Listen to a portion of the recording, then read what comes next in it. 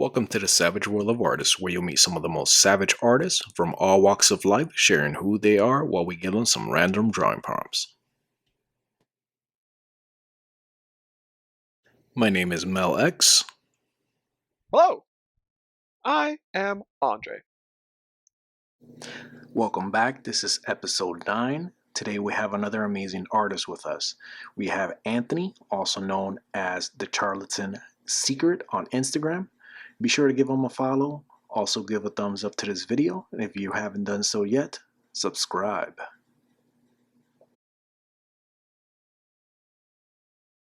Oh, there he is. Oh, let me stop showing my tubbies. He's gonna be like, what kind of show is this? Oh man, I like the tubbies. He's gonna be like, I thought you guys said you were artists. I'll be like, I'm learning. I'm learning how to be an artist.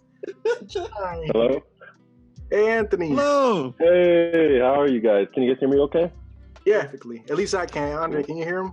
Yeah, I can hear you perfectly, dog. Perfectly. All right, cool. Awesome. Welcome, Anthony. I'm Mel. What's up? That's my voice. Mel? This is the next guy you're gonna hear is Andre. Yeah. I'm familiar with Mel. Yeah, no, I've actually seen a couple of the episodes, so yeah. Oh, right on. Yeah. Oh, Yes. nice. So you know us more than we know you, right? Or I know you. Yeah, nice to finally meet you, Mel, and you too, Andre. I don't think I've seen you too much on Instagram. I need to follow you and stuff still. So we were actually, it's funny. We were just looking at your art, man. We were talking about Nice. how there's such a cyber. Well, at least I was saying there was such a cyberpunk feel to it. And Yeah. and Andre likes your lighting a lot, and I do too. It's not like he likes it and I don't. No. He said his words. Appreciate it, guys. Yeah. I've been focusing on rendering and lighting for a while. For I would say past couple of 6 months or so. So yeah, thanks guys. That actually means a lot because I've been trying to get better with watercolor brushes and all that too. Nice. So it's good. Yeah, you can definitely see it.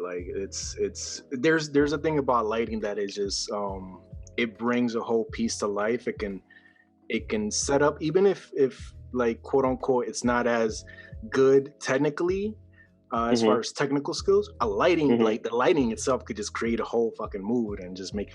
Oh hell yeah. I could change it up completely. Absolutely. All right, so I'll do an intro, or unless Andre, you want to do the intro? I did it last time. Tag, you're it. Oh fuck. Man. Oh man. If I ran a podcast, this is how it would be too. I'd be like, oh, I'm not doing the intro. You It's this is the type of podcast we just hate doing intros. We just jump right into shit. We should make that like an ongoing joke where it's just like, yeah, welcome, and then we just go. Oh yeah, do you need me to start sharing my screen yet? No, I mean, yeah, either way. It doesn't. Okay, let me see. If you want to, you can go ahead. It doesn't. No, I mean, yeah. Yeah. Go ahead and do it. All right, I think I'm set up. There you go. You're using Clip Studio. Yeah, that's my. Oh, Yeah, sorry. Clip Studio. I was too excited. Sorry. You doing? Are you using iPad or are you on a desktop? I'm actually on a Surface Pro. Nice. I've been using a Surface Pro. I think it was the Surface Pro 4. It came out 2015. So I need a new setup so bad. And I've been looking at some too. So I'm looking to upgrade recently. I'm gonna get a actual good decent desktop, and then probably like a Wacom tablet, not a display one. Yeah, that's the Wacom. It is the what everybody like, the prime. Yeah, like the flagship, whatever one. Yeah. But have you tried like Huon and Xpen, or have you I've actually been looking. I haven't tried it, but I've actually been looking at those two, because I know that's I think Huon or I think the main competitor that I've been seeing. Yeah. So welcome to the what's the name of the okay. Welcome to the Savage World of Artists. That's great. Welcome to the Savage World of Artists. Today we have another artist, a great artist. Today we have Anthony, and he's gonna go ahead and share some time with us. We're gonna have some prompts, have some fun, and none of us are drunk, so that's good. So, That's good. When have we ever been drunk? Can I get drunk? Is that? Yeah, you don't know that. You don't know that about me. See, No, that's see there's secrets. There's secrets. There's Yeah, episodes the where Charlatan secrets. There you go. Oh, there you go. oh, You get it. So actually, let's jump right into that. Your name. Because we were actually talking about your name as well. Like I like your name. I think it's pretty. Thank you. unique. Thank you.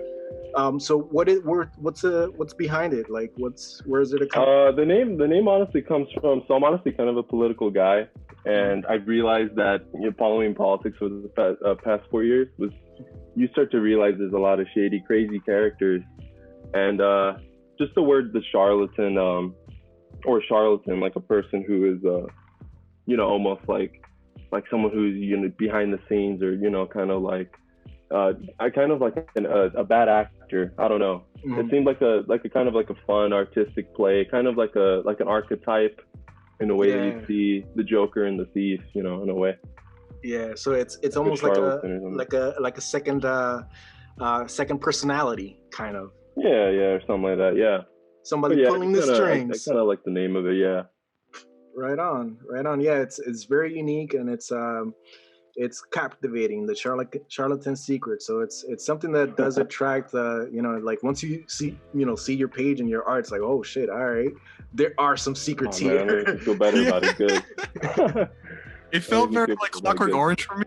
I was looking through your page. I'm like, oh, there it is. He did a Clockwork Orange piece. yeah. I mean, you could see the kind of the inspiration of what kind of the kind of stuff I like. So yeah, Clockwork Orange and all that kind of stuff. Big inspiration. Watchmen. Yes. A whole bunch of just a lot of crazy stuff like that. Stuff that can get political, but also is very abstract and really like down and personal. All that kind of stuff. It really intrigued me. Yeah, I saw that. Some of the pieces are like American exceptionalism. That's pieces. It's abstract, but it also tells a story with all the panels and all. It's very. Right. Yeah. It gets to that point, and then you have like Drive and things like that, and and Black Mamba, the Kill Bill, things like that. So it looks like. So it looks like there's two things: entertainment media and the news media kind of influence kind of the things that you put out there. Yeah, definitely. I mean, it's like we're living in such a weird era of like disinformation and information in general, and like a big boom of how the internet's being used and all that kind of stuff. So pop culture and everything just goes like so well into it, and you could just really like eat up so much stuff on the internet. And yeah, all about the content. It Walk down the street, content. Your cars have content. Everywhere. You can play Doom on a Tesla. Come on. Wait, what? Let's not get into that.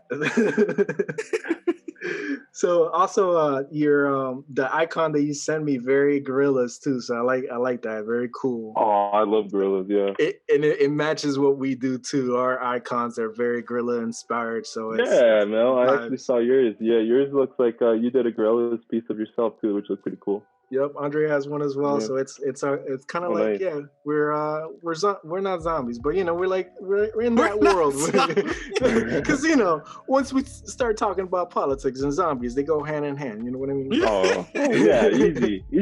We're all the zombies of consumerism, bro. Yeah, yes. I love Jamie Hewlett. Jamie Hewlett's art's awesome. Yeah, absolutely. His art is amazing. All right, so Andre, it is your time to basically terrorize us. So what do you got for us? Anthony? If that is your real name, Mr. Charlatan Man. You don't know who I am. You'll never find out. You're gonna MF Doom the shit out of us, bro, and I already know it. This isn't the real Anthony. This is Anthony Bot. What's the torture today? Oh man. All right. So you could choose between two right now. And if you panic, I'll let you choose a third one. Oh shit. This is getting serious. That's the secret part. The first one. Black canvas, white ink. Ooh. Okay. Yeah. Whoa, all right. The second one. draw yourself cyberpunk, a cyberpunk Sona, if you will. Oh man. Let's go with the first one. The first one's actually kind of interesting. I'll do that. All right. Yeah. I knew it. I knew it. Yeah, you saw that. You saw it. Though. When I heard it, I got excited too. It was like, all right, negative space. We're doing negative space. All right, cool. Because right before we started the podcast, I was talking to Mel, and I'm like he's really good at like lights and shadows and lighting and stuff, and I'm like, I see that in all his pieces, and I'm like, but I can't think of a prompt with that, so we're just shooting the shit, and I'm like, boom, black canvas, white ink. It'll be like that one episode of Samurai Jack when he fights the black and white ninja. You ever seen that one? Oh man, no. I need to actually watch Samurai Jack. My freaking brother-in-law loves it. So like he's in this plane of existence that's only black and white, and Samurai Jack has a white ninja suit. So when he walks into the white planes, he disappears. But then he's fighting a black ninja who, when he walks to the black planes, he disappears. And they like cross creative. planes. I like it. It's insane. You have to see it. You'll love it, especially because you like the lights slick. and all that. Yeah, that's slick. That the director and I think he's an artist too. What's his name? Fuck. The one that created Darren Samurai Jack. Baranowski or something like that. Yeah, I'll look it up. Dude, he's so good, man. He actually did the first Clone Wars movie. He did. There's so many things, like he did Primal. The dude's insane. The dude's he knows what the fuck he's doing when it comes to like writing and art and stuff like that. Gendy Tartakovsky. Tarkovsky, yeah. Tartakovsky. Yeah, what you said. Why was it echoing Kovsky? That was a human echo, me repeating the same word over and over, hoping it'll just sound different the second time I said it. Does it sound right this time, Kovsky? Kovsky.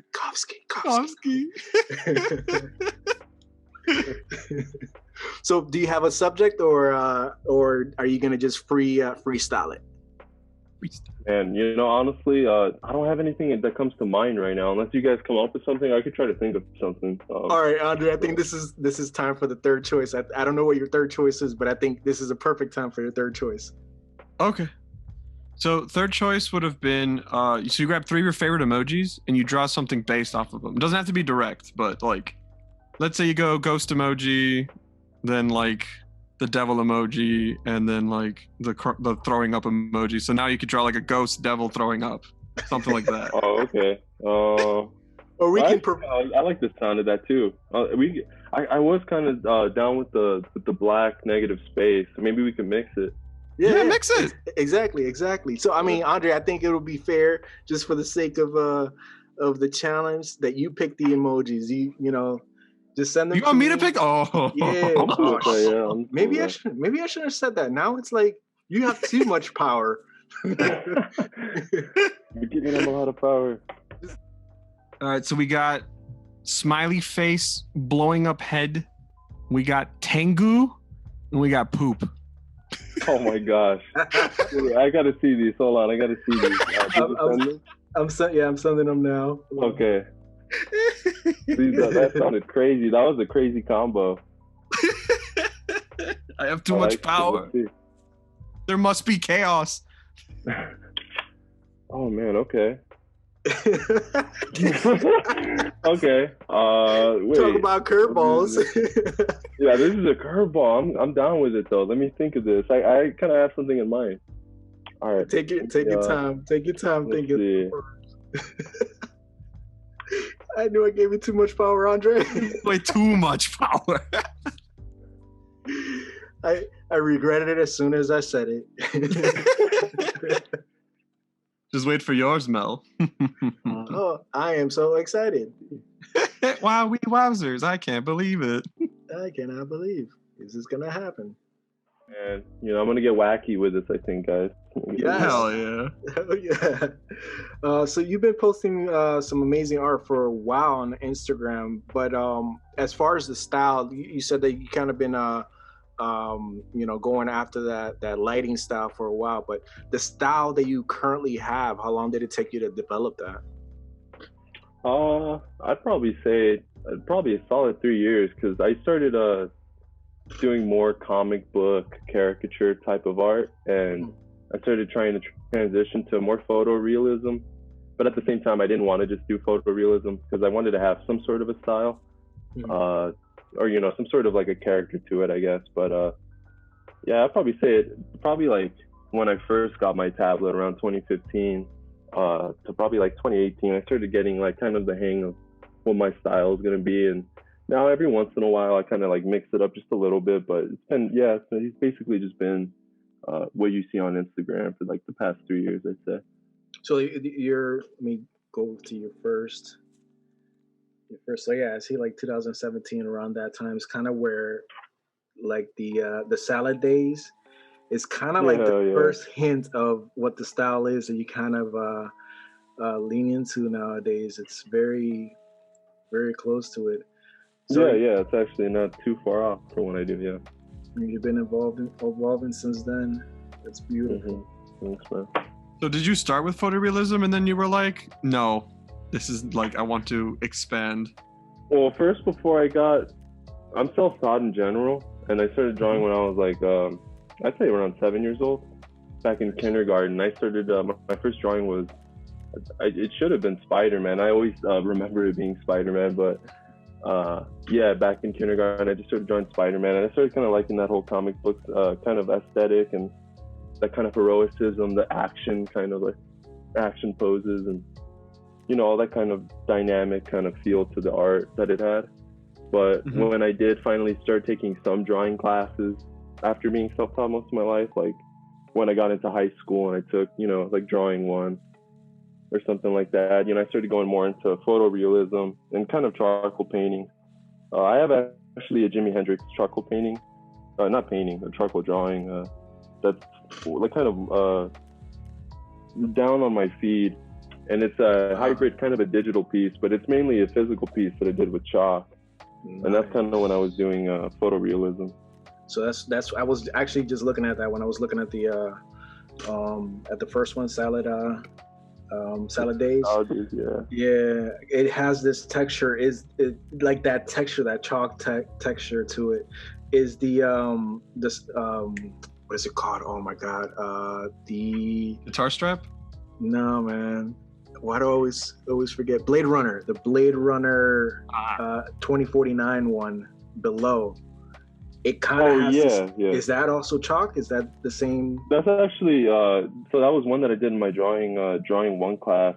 I think it was sophomore year of high school, and I did that one stippling with ink. See, yeah, it has that texture, that physical texture. And the on the upper left-hand side, there's kind of like, it looks like it's, I don't know, almost like smudged.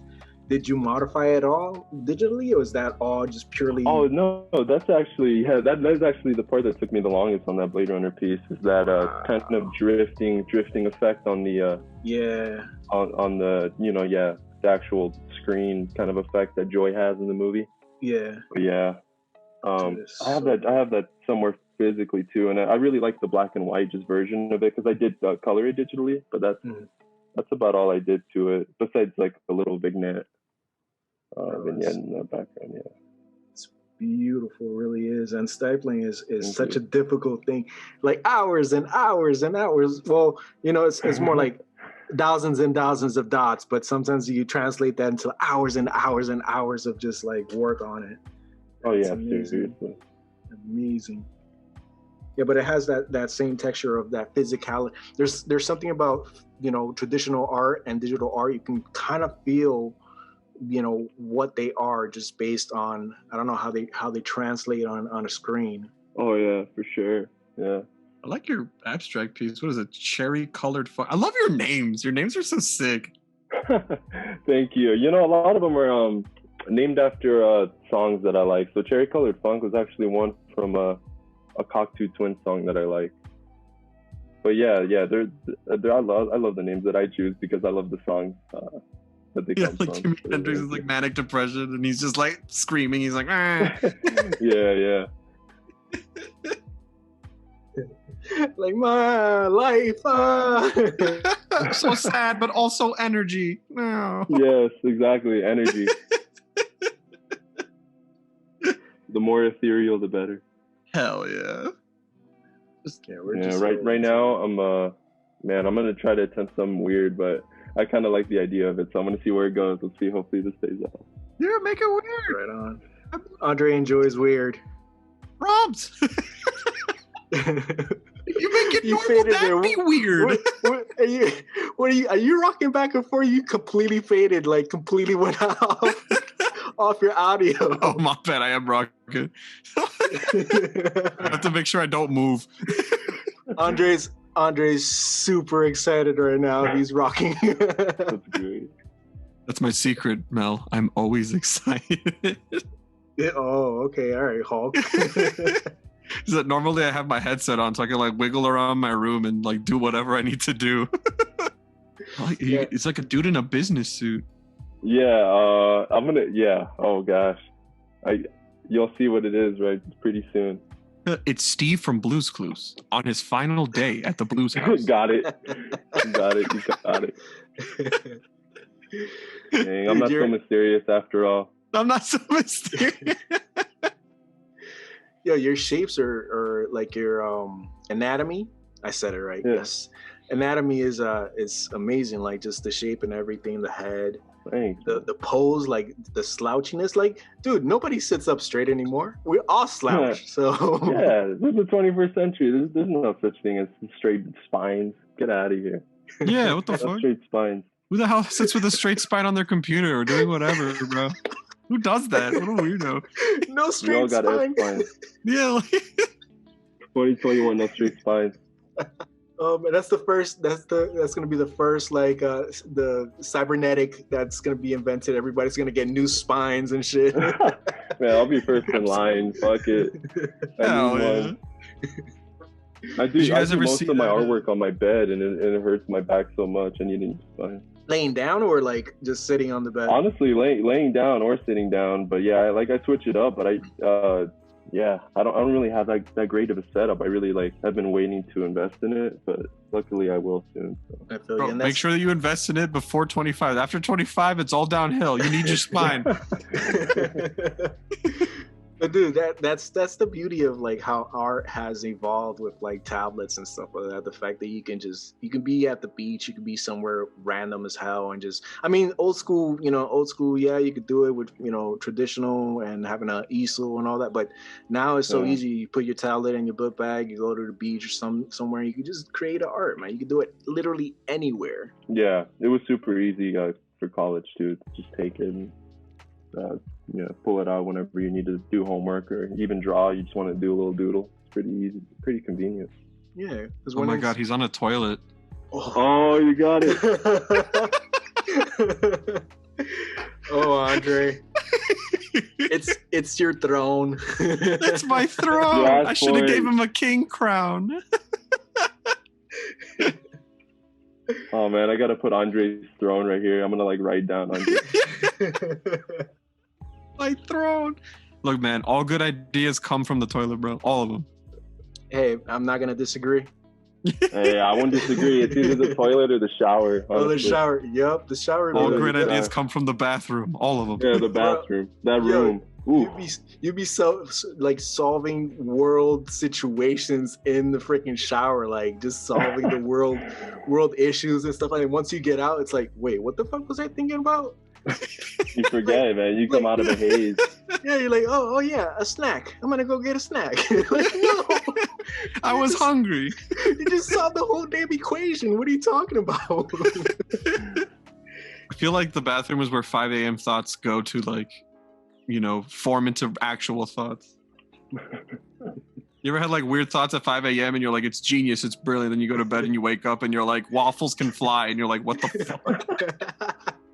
Like, yeah, I'm stupid again. Yay. What happened to me? Honestly, though, I do get most of my ideas late at night. What about you guys? Yeah, same.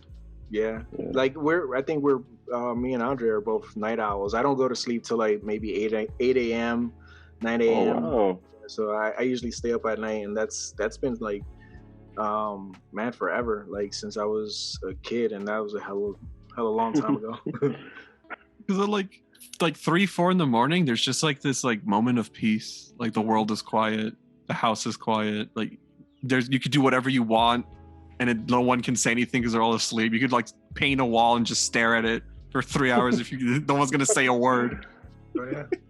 I mean, once they wake up, they'll say something like, "Who the fuck? Why does it smell like paint?" The whole house is high off of paint. I don't even know it. The fumes expand knowledge. It's probably like, you know, like I do think about that stuff too, because for a long time I've been working at night, and it's like, you know, we all have this energy that we exude while we're awake, or you know, we create this bubble around us of energy. So imagine if all those bubbles are just compressed and they're smaller, and that happens when you're sleeping. Your brain is at like power save mode. So that means you're able to kind of think outside a little bit further. You can expand your mind a little bit more. Yeah, it goes weird places for sure. That's why I like it. Mm-hmm. You definitely get some unique ideas and creativity. I love it. Also, because, you know, it's nighttime, bro. It's time to like drink and do drugs, bro. It's time. Drink and do drugs. Yeah, absolutely. It's time. I'm just saying what I won't say. There you go. I like it. Like, sun's down, bong's out. Let's go.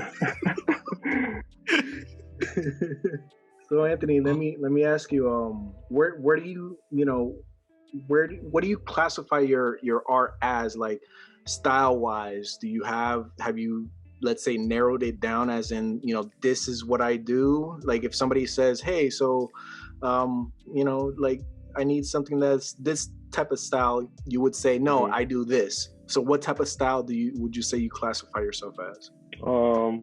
I said the word ethereal before, but I guess I'd probably just use that again, because I feel like what I try to do is try to be like otherworldly, or like try to be cosmic or cyberpunky, or, you know, stuff that's kind of just, I guess, off-world, you could say, at least in the creative sense. I guess I would just say like surrealism, and yeah, I guess maybe surrealism and etherealism, you know, something along those lines, I'd say. Right on. And I definitely reads in your art, like I wouldn't say, you know, like the word pop culture. I like it and I don't like it, but it's kind of like that it kind of tilts to that pop culture surrealist. Cyberpunk type, and that's so dope. Like I love your art, honestly, man. Like I constantly, you, man. Like I told you, I messaged you. I look forward whenever you like giving those little hints and little, you know, like sneak peeks on your stories, dude. I'm looking forward to something amazing, and you come out and just deliver every single time. Even when you say, "Yeah, I was just sketching around," bro, you were killing it. Oh man, that means a lot, guys. Thank you. Thanks, Mel. Yeah, I try. Oh yeah, you trying and delivering.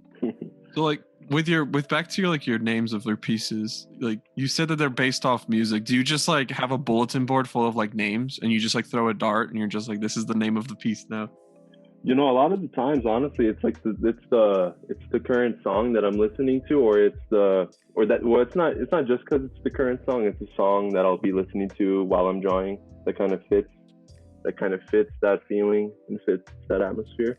But a lot of the times, it's when I'm like driving in my car and I'm listening to some music, and then I get the idea in general. I get a visual in my head for the art piece, and usually when I get the visual in my head from a certain song, I know it's a pretty decent idea because I could really vividly kind of visualize it in my head. Like the one that I did, it's titled Demon Days. It's kind of a model standing in an apocalyptic landscape with like windmills in the background. I kind of thought of that one while I was listening to Demon Days, because I was feeling a crazy sense of like an apocalyptic feel and just like dread in the world. And it was definitely politics driven, of course. And of course. Yeah. Of course. Yeah, of course. But you know, yeah. I try to, with my art, I try to put stuff that's happening in my current life into it too, as much as possible, whether it's like heartbreak or like, you know, other like real world stuff. I try to put it in there, sprinkle it in. So would you say like your main muse is music then? Yeah, honestly, yeah. That's a good way to put it. Is my main muse probably would be music. That's definitely my main inspiration, I'd say. I love psychedelic rock, a lot of Jimi Hendrix and The Doors, and or like Flaming Lips. You know, Flaming Lips, like I kind of like, but I never got too much into them. I like David Bowie. I like the Rolling Stones. You know, a lot of just people like that. But more other ones like Mac DeMarco, I kind of like, which is the Salad Days, the one that Salad Days is based off. But yeah, I love music, and that's like my main muse, I'd say. Oh, Mel's lost in the art. I love it. Whenever he gets quiet like this, he's just concentrating on what you're doing. He loves it. He's just scanning. Dude, I'm actually doing two things. I'm like looking at the art that he's doing now, and I'm scrolling his Instagram and just looking at stuff. Oh, you're having an orgasm, bro? Like... Yeah. That's what it's all about. That's what it's all about. That's the beauty of it, man. Our artists, the uniqueness that we, you know, the way we see the world. You know, an individual artist may see it one way, and I think that's more humanity. As humans, we all have our different perspectives, but you know what influences us and what drives us. You know, it's so unique. You know, we interpret what the world, you know, currently is, and it's I don't know, it's consuming, consumes a person. Even when we're doing silly stuff like, you know, a mix of emojis and we're still reflecting because we're drawn from our experiences and what's happening in the world and just different things. So I don't know, man. I just enjoy it. I just enjoy it too much. Yeah, no, well said. Mel's more of the metaphysical artist. He's the third eye artist. I get down with that. I get down with third eye and all the metaphysical. I love all that stuff, man. I think, Mel, you have the belief that, like, Mel, that all ideas come from like a cosmic pool that we all share, right? Yeah. It's like the Akashi files. There's a pool of creativity, and we just draw from it. That's something that Nikola Tesla also, you know, talked about. You say, I just tapped into, you know, the cosmic knowledge, and that's where I pulled my ideas from. That's the same thing. It's like inspiration. There's this documentary that says inspiration is like the wind. You know, an artist, if he's ready to kind of feel that, he'll go ahead and interpret it. If not, it'll move on to somebody else. You know, it's not saying that all ideas are not, you know, original. Yeah and no. It's original how we interpret it as artists individually, like our fingerprint. But the idea itself, it's known, it's universal. You know, it's out there. It's just how we interpret it. Damn, Mel, that really resonated, honestly, man. That's really interesting. I didn't even know like Tesla said that or anything like that. It's very interesting. It's almost like just admitting that we are antennae. That's it. We're antenna that for the universe. Our job is just to interpret what we see in a way.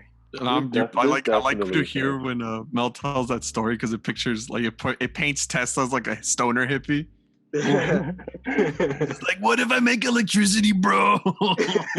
That's a Tesla I'll remember in my head. That's my Tesla. Dude, like there's a picture of Tesla sitting in a chair and he's like surrounded by electricity. You are not sober if you're doing that. Oh, dude, yeah, Mel's got a point. Thumbs up. Look at how cool this looks. You could die. I could, but look at how cool it looks. Cool, but except I won't because I know what the fuck I'm doing.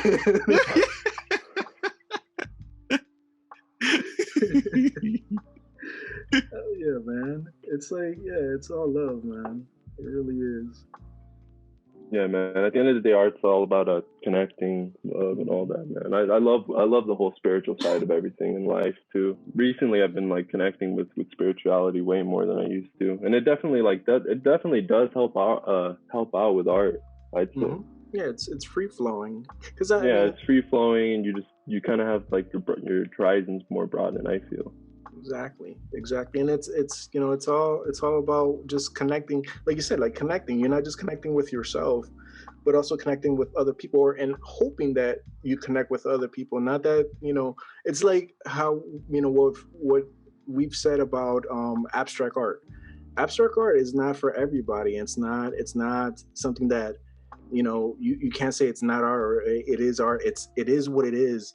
But it's about connection more than anything. You know, if it connects with somebody, that's the whole point. You don't have to understand it. You don't have to be the person that says, I love abstract art. But if it connects with you, that's another story. That's what it's for. Good, that's it. Yeah, and you shouldn't have to feel the pressure that like it shouldn't. You know, if it doesn't always connect with you, that's fine. Do you? Do whatever speaks to you. Like my wife, she had this problem. She draws, and she was too afraid to switch styles because she's like, well, now all my friends know me as this person who draws like portraits, like faces and stuff. But like one day she drew this portrait and half the dude's face melted into aether. Like it just like melted. And I was like, why don't you do more of that? Like obviously like, cause when she doodles, she does that. And she's like, well, you know, like people see me as the portrait person. I'm like, so what? Do you, boo-boo? Yeah, You want to draw exactly. a melted man? Draw a melted man. If you want to draw like Yeah. a dick monster, go ahead. Whatever speaks to you, go. Exactly.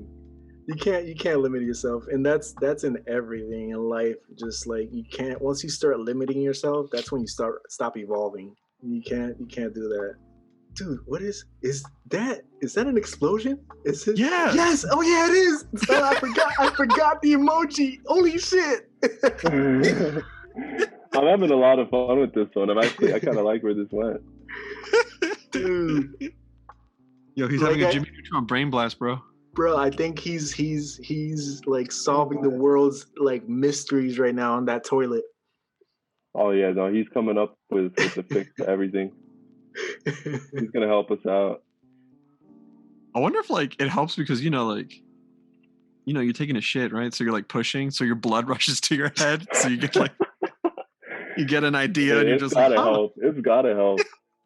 It has to, right? There's not all that pressure and pain for nothing. It's gotta help. So this is the type of episode it's gonna be then, right? This is about bathrooms. This is the bathroom. Holy shit! Oh, this little Tengu nose. I want a tattoo of a Tengu. I want one. They're so sick. You know what Tengus do, Mel? You know what they do? No. So Tengus are a demon, but they're like a good demon. They only attack monks who stray away from the path of the monk, who stray too far. Oh. But they go to the monk first, and they're like, "Yo, bro, you're straying, bro. You have to go back to the monkhood." So he's a therapist. And then that monk's like, like, yeah, basically, like, they're like, "Yo, bro, but like, monks are cool and all, but booze and vagina, bro." And it's nighttime. And the Tengu's like, "Gotta drag it to the underworld. Sorry." But they're guardian spirits, but they help you stay on like the true path, Nice. Yeah, that'll be a dope tattoo for sure. I think this gives another dimension to this drawing too, if that's his backstory, because if he is figuring out the whole issues of the world sitting on that toilet, bro, he's doing his therapist job. Yeah. He's probably, his brain blast is just like, what if the monk way isn't the way? Why am I like stifling people? And he's just like, oh shit.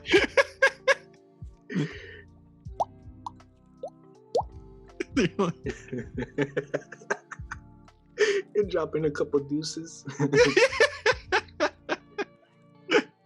Oh, look at that mask. That mask is beautiful.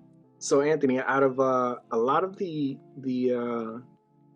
drawings and the pieces they have on, not just on Instagram, but in general, what would you say that your top 3 favorites are?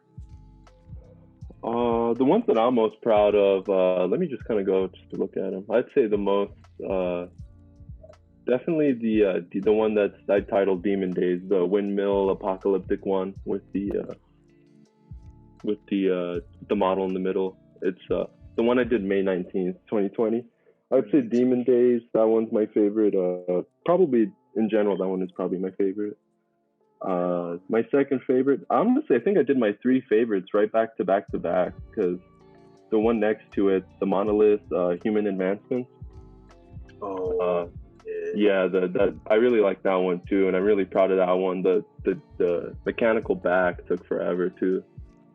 So yeah, that Demon Days, the one next to it, the monolith, Human Advancements, and then the one where I used Gorgeous by Kanye West, Not For Nothing. Yeah. Dude, yes. Those are probably my favorites. And it seems like they're the most that kind of go they lean towards that surrealism as well. Yeah, that's exactly what I was trying to do. So yeah, exactly. Oh, did you do a Last of Us piece? Yeah, actually, I did one with Ellie, and then I didn't want to.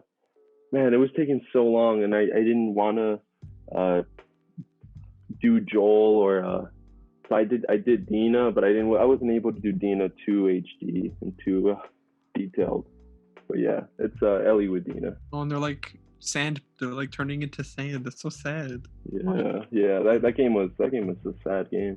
Yeah, that game hit so freaking hard. It hit hard. It hit way hard. Me and my wife had to stop. I think a little bit after halfway through. Once Ellie goes onto like the road trip for the revenge. We had to just we were like, we're done. Like that's it. Like we had to play as, what was her name? I called her Ronda Rousey, the buff woman. Oh, Abby. Yeah. Say Ronda Rousey, you're like Abby. Yeah. Well, like you had to do her, and she's like in her cab, and I was just so angry. I'm like, I can't. I had to put it down.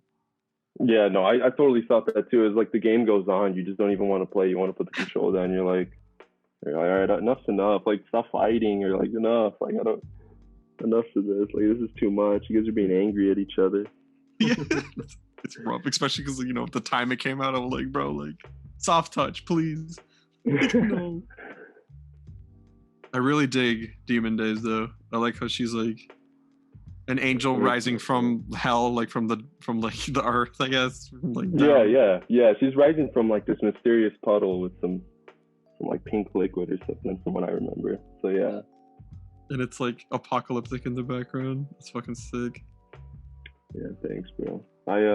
I thought the windmills would be pretty cool to put in the back. Kind of like a futuristic, kind of a Death Stranding kind of feel. I don't know if you played Death Stranding, or if you're like. I love Death Stranding. I got the Death Stranding PS4. I never beat it because there's just too many freaking games to play now, man. There's just so much. Yeah, there's a lot. I don't play much games nowadays either myself. So question about Demon Days. Are those angels in the background as well? No, actually. I wish I could say yes, but they're just vultures that I was just picturing, just massive like birds. Nice. I almost wish I just lied and said yes. Like, angels, fuck. Yeah, I was like, shit, man, that was an alley-oop. I should have just gotten it. We're gonna see a post a week from now, like edited Demon Days. Yeah. That's I'm just zooming the fuck in and just enjoying the hell out of it. It is so good, and you definitely feel the dystopia feel to it. In Man of Steel, where after after Zod and him fall out of the sky, and Zod is basically defeated. He's on the ground, and there's an area that's basically cleared out because of all the destruction. That's I know exactly what you're talking about. Yeah. It's just that same feel where it's just some shit went down. Like this is like the post-credits scene. The credits roll after the Superman movie, and then she pops up and she's like, "Hello, I'm looking for John Constantine." Like, oh shit. Can't believe it, Man of Steel with Constantine. Wow. What happened? I also really liked on the Monolith Human Enhancements one. It looks like a magazine cover for like they're trying to sell me something. Actually, that's actually what I was trying to go for. I was trying to make it like an advertisement, something that you would see on the street and be like, oh man, I'm gonna go get my back done. I'm gonna go get a cyborg back. Like I said, speaking of backs, the straight spines, the cyborg spine. Speaking of spines, it all fits in. He foresaw callbacks, baby. Yeah, callbacks. May 7th, 2020. He was just like, one day someone's gonna ask me about spines, and I will paint this. And there you go. And you see, bro, the universe knows. Universe knows. I got my mysteriousness back. That's all that matters. We're not gonna ask how you did it, but we know there's a secret there. Yeah, and the geometry of the monolith is just like the whole geometry, because you have the outline, then the kind of like a table or something like that she's next to. All that geometry just kind of, the golden ratio, it works perfectly to focus right on her back, electronics, her face. It works perfectly. Such a great piece. Appreciate that, man. Thank you. Yeah, that one took a long time. I think that was like, I don't know. Did I put the time on there? 4.5 hours. Oh yeah, it took 4.5 hours. I didn't include the inking though. Yeah, that I'd probably like the what took the longest is definitely the rendering. Oh yeah, for sure. But you know, it's the funny part is that we never give credit to the amount of time that we actually come up with a concept. You know, the amount of time of thinking and research that we do and things like that, because that's very significant. Sometimes like it takes longer for us to research for a piece than to actually create the piece. Oh yeah, definitely. Or even just for the idea to feel right past a couple of days or something, because then it won't. You know, sometimes I don't know. Like I'll get an idea and then it just doesn't feel right the next day or something, and it's not magic's not there. Have you ever, you know, or can you recall any piece that you've had that situation where you came up with the idea and you just, you know, it was like maybe a year later where you actually executed because it feels like at this point in time, my skill is where I want it to be, where I can create what I want. Oh yeah, actually. Yeah, actually. I did a Doctor Strange piece and that's actually like a perfect example of that, where I've always wanted to do, you know, a crazy cosmic, kind of Jack Kirby influence. Yes. But also like Alex Ross rendered kind of piece, and that was like kind of my attempt at it with Doctor Strange, because minus the editing that I did, I definitely tried to go really Jack Kirby with the like the galaxy effects on there and all that. So I think I always had that one in mind to do, and then I realized that I was like, you know what, I think I'm good enough to try to execute it. That's beautiful. Yeah, I see the Jack Kirby in the face as well. Yes, that squareness. You know how Jack Kirby always has that squareness. I love it. I love that old style, honestly. Yeah, it's stuff. Put the charm to it. You know how many like nowadays people don't they call that like bad art. You know, like yeah. It's crazy, dude. His style was so original and so like his style was just pioneer style. Like really was like his imagination. It really is, yeah. Wild. It took such a crazy imagination to do what he did, and then to have the artwork just kind of pop the way it does, and the way he uses colors with all the celestials or just, you know, other just crazy cosmic characters. He just really goes off with the colors. Absolutely. So one thing, just since we're talking about Kirby, I hope in the Eternals they actually, because Taika Waititi, he kind of touched on it, like the style in Thor Ragnarok. He had that style in the background. That was very Jack Kirby. The design, the sets, and everything. So I hope in the Eternals movie they kind of also honor that style, because that's celestial style. That's you know, Eternals. Yeah, I loved the style. I remember in Ragnarok seeing like a lot of the like Hulk's room was like red and white, and it had so much different geometric shapes on there. So it was very Kirby. It was awesome. I like this piece a lot, and I see the hand and the eye in the background. The style, the costume is the old school comic book style costume as well. Yeah. So, yeah, I wish in the MCU they went a little bit crazier with his collar. Yeah. I'm being honest. His collar's a little bit too small. They gotta go a little crazier with it. Yeah, that would be dope if they did that, and have him actually use his glove. Like, yeah, they used it a little bit. Yeah, and in that one scene, but yeah. No, I think it's because it's like you can't really make gloves that are usable. They don't look clunky or something like that. I don't know. I think it's definitely because of the color, but I dug it. I really liked it. I wish they would go through with it. Yeah, definitely. Can't say shit about gloves. Just CGI like everything else in the movie. CGI the glove. CGI the glove. Yeah, just give them green hands and just CGI that shit. They did a naked freaking Hulk ass. Why can't they just do gloves? Oh my gosh, that's true. They really did do that. I totally forgot. They're legends for doing that. I can just imagine somebody just sitting there rendering Hulk ass, and he does that for like a couple of weeks. Just like, that's his weak task. It's like, this is what I'm doing. Just dozens and dozens of references of asses just sitting on this. Gotta look at a whole bunch of bodybuilders, a lot of bodybuilding. Perfect anatomy. This is my life. This is what I'm doing. What is your claim to fame in Hollywood? I made the perfect Hulk ass. I'm the Hulk ass guy. I did that. That's my ass. Happy you guys like this prompt. Yeah, I'm actually having a good time with it. At first, I was like, man, what am I gonna do? But the emojis you chose are pretty easy to come up with something. Hell yeah. I've been wanting to actually do a negative space one for a while too, so I'm glad we're doing this. So for people who aren't artsy, what is negative space? Oh, you mean for you, Andre? Yeah, for normies. Not us artists in here, haha. Mel's better with words. I'll let Mel tell it.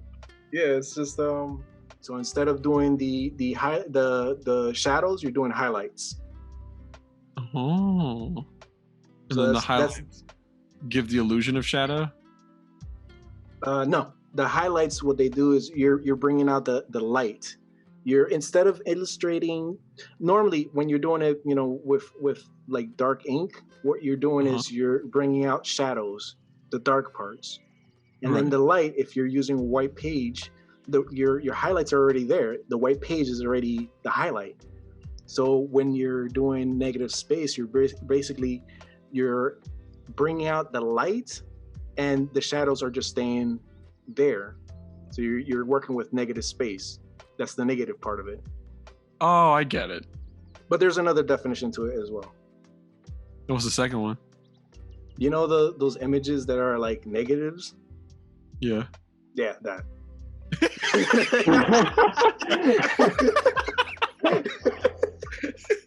You know those old film camera rolls? Yeah, there you go. Yeah, it's just bringing out the white. But since your brain works in a way that kind of it's used to working with darks from light to dark, you're working from dark to light. So it's kind of like your brain has to switch over. You get a big brain blast for sure, like this guy right here. It's all negative space. But after a while, you kind of like you're getting a hang of it. Like you see it and you kind of work a little bit better. At first, it's like, what the fuck am I doing? That's with everything in art, I feel. Yeah. You just kind of scribble and pray, and then you're like, oh, it kind of worked, and then you refine, you're like, now it works. It's like in most things, the hardest part is starting. Yeah. Dude, that blast though, it's like nuclear. It really is. It's so hard doing smoke effects and blasts, huh? Like those are, man. What are you talking about? That's super smoky. Are you killing that? I blinked and it turned from cotton candy to like a storm cloud, like immediately. I was like, what happened? So you mentioned Alex Ross, and I think that's we enjoy similar artists, and we kind of look up to similar artists. Other than Alex Ross, what other artists directly inspire you? Dave Gibbons' work on Watchmen was like super inspiring. Dave Gibbons killed it, and then yes, did Dave Gibbons do the color on there too, or I'm not sure, but if he did the color on there too, that definitely was a big inspiration. It was like the comic book.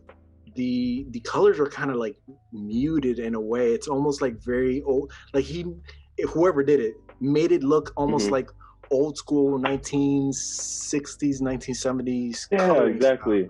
Yeah, with the colors, exactly. Yeah. Yeah. But I kind of like Dave Gibbons from Watchmen a lot. Todd McFarlane's art's pretty cool. I like his the way he does Spider-Man and Venom and all that. Yes. Spawn too. Spawn's a cool design for a character. Spawn changed the whole comic book game too. Yeah. And a lot of comic book artists mainly, more than I would say traditional artists, or in terms of like, the greats, I guess Salvador Dali, Nice. Yeah. big inspiration. Andy Warhol. I mean, I like Andy Warhol as generic as it is to say it sometimes, I guess. Especially in art class, when you would say Andy Warhol, you'd be like, well, of course. I mean, but that's why he's famous. You're Yeah. But yeah, Andy Warhol. like, But so Andy why would he Warhol's not pretty be cool. famous? but it's the pop culture And, too, though. Like that vibe, that Yeah. almost Art Deco style is kind of like what Yeah, he brought to the yeah. game. Yeah. Yeah, those are some that come into mind right now. I hate that stuff when people feel embarrassed to be like, yeah, I like Andy Warhol. Like, of course you do. That's why he's famous. That's fine. Love him. Yeah, exactly. All the snobbier kids in art class, I'll tell you different. They'll be like, oh, Andy Warhol. Andy Warhol and Monet. Oh. Dude, Oh, you there's like Andy Warhol. there's such a ego, and you just ask them, say, yeah, what did you do that made you famous? Nothing. Or you're just a student. Yeah, so stop insulting. Yeah, like, artists. Come on now. You ain't do shit, so come on. You're here to learn. Stop being a snob. You can't be a snob. Come on. But Also, yeah, I love how like a lot of people we interview, they're just like great artist here and then comic book artist. And I'm like, that's sick. That like in people's minds, like one of the great legends is on the same playing field as like the great legends of comic books. And I'm like, yes. Yeah. Yes, exactly. I mean, look at, dude, what comic book artists do is not, I hate comparing, it sucks, but I feel like they work a lot harder than a lot of traditional artists. You have to capture so much emotion, so many things when you do comic book art. And their techniques they evolve. They evolve the art world. They do that constantly. Like some of the first digital artists were comic book artists, and they popularized the digital, medium. So it's like they're top notch, man. They should get so much more respect than they do, and they should get paid a lot more than they do too. Yeah. I haven't heard too much about it, but I remember back when I was reading about comic book companies too, kind of interested to even get a job in one too. I was looking at it. I heard Image Comics is definitely like a better alternative in terms of how they treat their creators, but I don't know if it's still like that or anything. Well, Image Comics it was created by Jim Lee. He was one of the pioneers, Jim Lee, and I think Todd McFarlane was there too. But dude, I don't know if you know this name, Michael Turner. I know the name, but I'm not familiar too much with Michael Turner. He passed away unfortunately a while ago from, I believe it was cancer, it was some sort of cancer, but he was a legend. He was truly, when you get a chance to look at his work, his work really changed, a lot of style. Like what, I can't even explain it, bro. It's like he defined this certain style where what's his name, Jimenez, the one that draws Batman right now, it kind of is very similar to his style, and he kind of built Image into what it is after Jim Lee left, and Image is now, it got bought out by, or it got absorbed by DC, so it's under that umbrella. Oh, see, yeah, man. Wow. But it's because Jim Lee had a lot of pull. So I mean, at that part, as long as he protects it, is good. But yeah, man, it got absorbed by DC. Wow. So you got Dynamite Comics and things like that. There are more like indie comics. Yeah, IDW. Yeah, and both of those actually, Alex Ross has worked for. He's done covers and stuff like that for IDW and Dynamite Comics, and they're independent. They're completely indie. Look at that man. I like his shiny nose.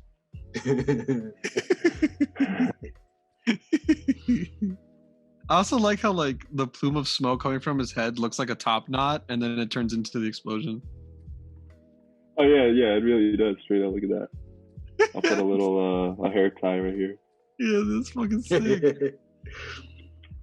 Ooh, that means he has like the millennial bro haircut, the business millennial haircut. That means probably under his mask he has like a beard and mustache combo. Like, He's wearing flip flops. dude, this is the moment at 4:15 at night where you get up, you don't turn any lights on, you go sit in the toilet and just think about life. I'm afraid of the dark. Fuck that shit. Remember, like when we used to get power outages when I was a little kid, like like hurricanes and shit. We live in Florida. Remember, we have power outages. You had to take a shower. I was so afraid of the dark. I would literally run in there screaming and take like a 3-second shower, like, and then I would roll out and then run into the room. Terrified to take a Yeah, just horrified. The sink alligator is gonna get me. Yeah, dude. Now I'm less afraid of the dark, but I still don't like being in it. I feel uneasy being in like pitch black darkness. Yeah, because the demons are watching you. So, Anthony, you live in California, correct? I'm from California, but I actually live in Las Vegas. Ah, nice. Yeah, Ooh, yeah, Las Vegas. City of Sin. Dude. City of escapism, and gambling, and been wild for sure. You ever go to the Strip? Yeah, I actually been down there like more recently. After, like, it's funny enough, like after the lockdowns and stuff, I've been there more recently, just because it's been more empty and I could appreciate it more. But and because I just recently turned 21 too. You're like, yeah, I'm free. I can do whatever I want. Yeah, but unfortunately, yeah, I don't really go out too much right now because it's freaking COVID. But when I do, yeah, it's a good time. You ever like look at like the big signs and all the lights? Like, I'm surprised. Like, how long have you lived in Las Vegas? I've lived here since I was 3, so probably like 19, 18 years. I'm surprised that has it influenced your art at all? Like the signage and all the advertisements. I would say the whole kind of the lighting, the glow of it all. Like I did a piece. Let me see what it was called. I forget. It's my third to most recent one. It's called Electric Phantom. I'd say somehow inherently it is inspired by Las Vegas. That whole bright light kind of neon feel of it all. Oh my god, I love that pink. I love that pink so much. Yeah, so I guess I would say it is kind of an inspiration, especially I said before on one of my stories and on Instagram before, but like the Grand Theft Auto series is a big inspiration on my art too, and all the loading screens and the concept art that comes from GTA and stuff. And Vegas feels like a GTA city sometimes. So, yeah. Yeah. You just see someone like run up to a car, steal it, do a backflip in the car. Yeah, man, I like that piece a lot. Yeah, that's one of the ones you told me. It's like, yeah, it was just a practice, but no, bro, it's prime, man. It's really, really prime. It's like that lighting and everything. And the one after that or before that, Love Whenever, Wherever. Oh yeah, yeah. Oh man, that underneath lighting. Oh yeah. Thank I'm you. clapping. Yeah, I love it. I'm clapping. I'm clapping. It's just that's a standing ovation. Thank you. It's like a cyberpunk advertisement. Like, yeah. Yeah, that's the love stick right there that she's holding. Oh man. I like her like cybernetic tattoo. Kind of looks like a martini glass too. Yeah, it does. Hey, Andre, you caught it, man. Look at that, Andre. What's up? For you. I got normie vision. Wow. I see all. It's like, yeah, it's like it's pouring. That's dope as hell. Stop that. See that every time we look at art, everything's like it's new or different. You can never look at it, one time and not see something new. Wait, so Mel, you're drawing too, right? You're drawing too. Yeah. Okay, cool. Yeah, I'm curious to see what you come up with. Thank you for reminding me. Unfortunately, I do have to draw as well. No, Mel loves watching artists work. Like he could sit here for hours. This is why we're doing this, because he just wants to watch people draw. This is a completely selfish podcast. It's all about people draw. We have the facade of like making people happy and like giving them inspiration, but for real, he's just here to watch. It's a weird voyeurism, for art. Yes, to feed is addiction. He has to feed it.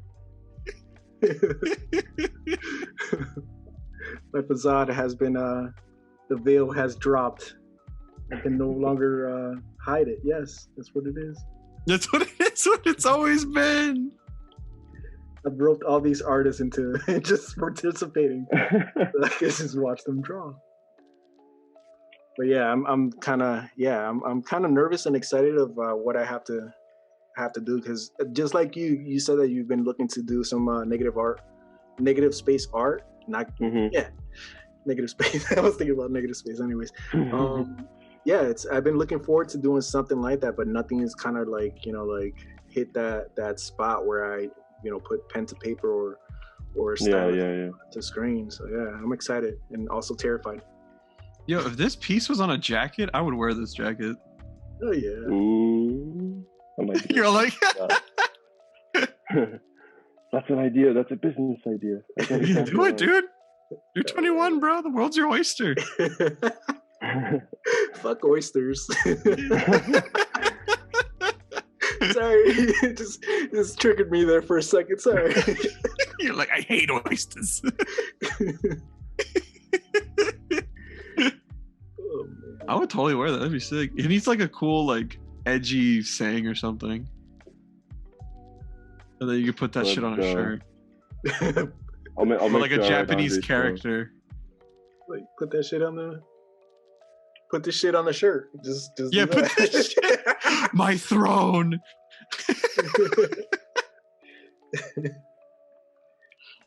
You know what it looks like? Kind of like those Men in Black chairs, that first movie where Will Smith is sitting and they're doing the test. Oh yeah. I can remember. Yo, can you fucking imagine like one of the people just goes in there, starts taking a shit? That's part of the test. You have to just ignore it. Dude, I would fail that test. Like, is this man taking a shit? I would just out loud. You made eye contact. Get out of here. Not supposed to make eye contact. I love it. And it's my throne. Man. It's my Tengu. He's keeping me on the right path. I'm trying to figure out what else to do. I'm trying to figure out what else to do with it. I'm almost there. Like a speech bubble with a Japanese character. Why, Andre? I don't know. It's what I feel like. On the top right corner, it's like love or something. I don't fucking know. What a strange fixation. It needs a speech bubble with something in Asian writing. It just needs to. It needs it. So what do you guys use for, or what do you use for a setup? Mel, you use like an iPad, you said?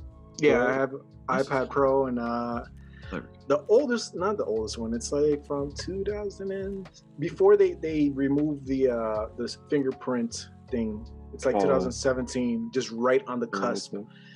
And then yeah, that's it. I have like 2 more screens. I have 2 computers, my iPad, and a desk. But next year, bro, for sure. Like, I think a Huon or an X-Pen. I can't afford a freaking Wacom, but definitely gonna upgrade. So how much is a Wacom? You're gonna have to open up OnlyFans, show some, like, I don't know. Gotta do what I gotta do, but that Wacom is mine. Oh yeah, that Wacom money is a special treat type situation. What is it? Is it like a grand? Like how much? 2-3 grand sometimes. Depends. Yeah, if you want, those are $3,000 display ones, right? Yeah, man. Yeah, the display ones, and the thing is, even the older ones hold their value. The name brand just holds its value. You go on eBay and try to find one, it's at least like 900, 800. If you find one under 500, it's likely from like fucking 2011 or something like that. Being a digital artist is expensive. Oh yeah, it is. But I mean, that's the thing though. Like, it's going back to the whole geopolitical kind of state of capitalism. It's all about name brand. Literally, other brands do the same thing just as well. It's all about, right. And the thing is, like, they sell, and not to, honestly, I don't want to knock other artists or anything like that. I hate that. But people understand that it's all about, selling the idea that the tool that you're using is what makes you a good artist, and that is absolutely untrue. The tool is, yeah, you should have quality tools, but it's not going to make you a great artist. Your hard work, dedication, and not giving up is what makes you a great artist. The tool only helps, because you can grab a freaking stick, burn it, and you have charcoal. And if you have skill and you have fundamentals down, you can create a beautiful portrait with just that. And I mean, that's completely true. It's a huge lie that, you know, capitalism has sold us, that you need to have the best of the best for you to be good. Yeah, that's what I was gonna add too. Is that at the end of the day, they're really trying to sell an idea more, like more than just also a material product. They try to sell you an idea, the whole thing. Yeah. And yeah, many times you don't really need even a display tablet. You don't need many times, and a lot of the times they make it seem like that's the only thing you need as an artist is a display one, or if you want to do digital, you know, you have to get some sort of a tablet. But even if you're starting out and you're on a budget, you could always get like it's not considered the most cheap, but I remember my first one was a Wacom Intuos, and it was like just the $100 one that I got on Amazon. Yeah. And I remember that's where I started getting my whole bearings with digital art before I moved on to any display. Yeah, same. It was a little Intuos, the little 4x, was it 4x6 or 4x3? Oh yeah, it was small. Yeah, hella small. And yeah, going back to like that burnt stick thing, y'all ever seen in Disney Japan, the janitors in Disney Japan, while they're cleaning, put on a show? Oh really? Yeah, so they'll like go out to pick up stuff. Well, they don't really have to clean too much, so it's like part of their job because, you know, Japanese people are polite, so they don't litter or anything. Like, our job is, like, we don't really have to do much. Let's go perform. Yeah, exactly. Like, one of the janitors, what he does is if he finds a puddle, he'll, like, park his little buggy by the puddle, and he'll sweep around it. And then, like, you'll see, like, a small gathering of people go there, and he'll draw using like, his broom and the water from the puddle. He'll draw, like, Mickey Mouse and Donald and stuff. Nice. Yeah. They're dedicated out there. Dude, the pants. It's crazy over there. The pants. Pants around his ankles got me. I'm sorry. All right. Time for the important question. I found my favorite part of the drawing. That's the finishing touch right there. That's the cherry on top. It's time for the important question, fellas. When you take a dump, pants around ankles or pants off? Oh man, I'm team ankle. Wait a minute. There's people who take their whole pants like off of like their ankles too. You wouldn't believe it, bitch. You wouldn't believe it. I'd take my pants off completely. Gone. Dude, you're the same dude that just like times yourself while you're peeing, so that doesn't surprise me. It's 45 seconds on average. People complain. Did you say 45? Yeah, like right? I take really long pees and people complain. So I timed it. I have an average 45-second long pee. Like, there's got to be like a tournament you could enter or something. And he says that, oh, it's because I'm a gamer. I have a gamer's bladder. Like, what? So that does not explain why you time yourself. It does explain why I had kidney stones, though. It does explain. Only true gamers understand, Andre. Sorry, man. If you don't have a kidney stone, you ain't a true gamer, man. In my world, we avoid kidney stones. I don't know. You mean the normal world? I mean, call it what you will. We just avoid that shit. That sounds like a must not. But Mel, I gotta tell you, but you have to be liberated, bro. Next time you're in your house, you know, take off your pants completely. Watch. Whole new world. I'm just gonna walk in there like butt ass naked with no reason. At noontime for no goddamn reason, just walk in, just go, yep, I'm gonna go shit. Door open. Fuck that. Door wide open. I want everybody. Hanging out with someone, I'm gonna go shit. You start taking off all your clothes. They're like, what are you doing? He's like, I'm gonna go shit. Matter of fact, I'm gonna go right into right outside parking lot. Start taking off clothes. Like, hey guys, I'm gonna go take a shit. That's an extra step, bro. No one said cause. Okay, I might have taken it a little bit farther. Oh, I love that smoke cloud so much. I don't know, man. I don't know what else to add. I'm just gonna keep doing some final touches for sure. But Look at him. I love it. Just look. What's his face under the mask look like? What is it? What's his name? Yeah, what's his name? My name is Tengonyo.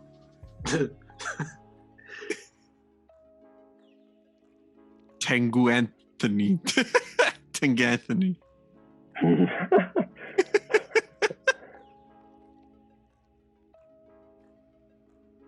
What's his story? I love him. I love him so much. He's my favorite. This is like a new age thinker. yeah, this is the new philosopher. This is the new philosopher. Yeah. Toilet philosophy. Don't knock it until you try it. This guy's definitely smarter than Dave Rubin and Tim Pool. That's for sure.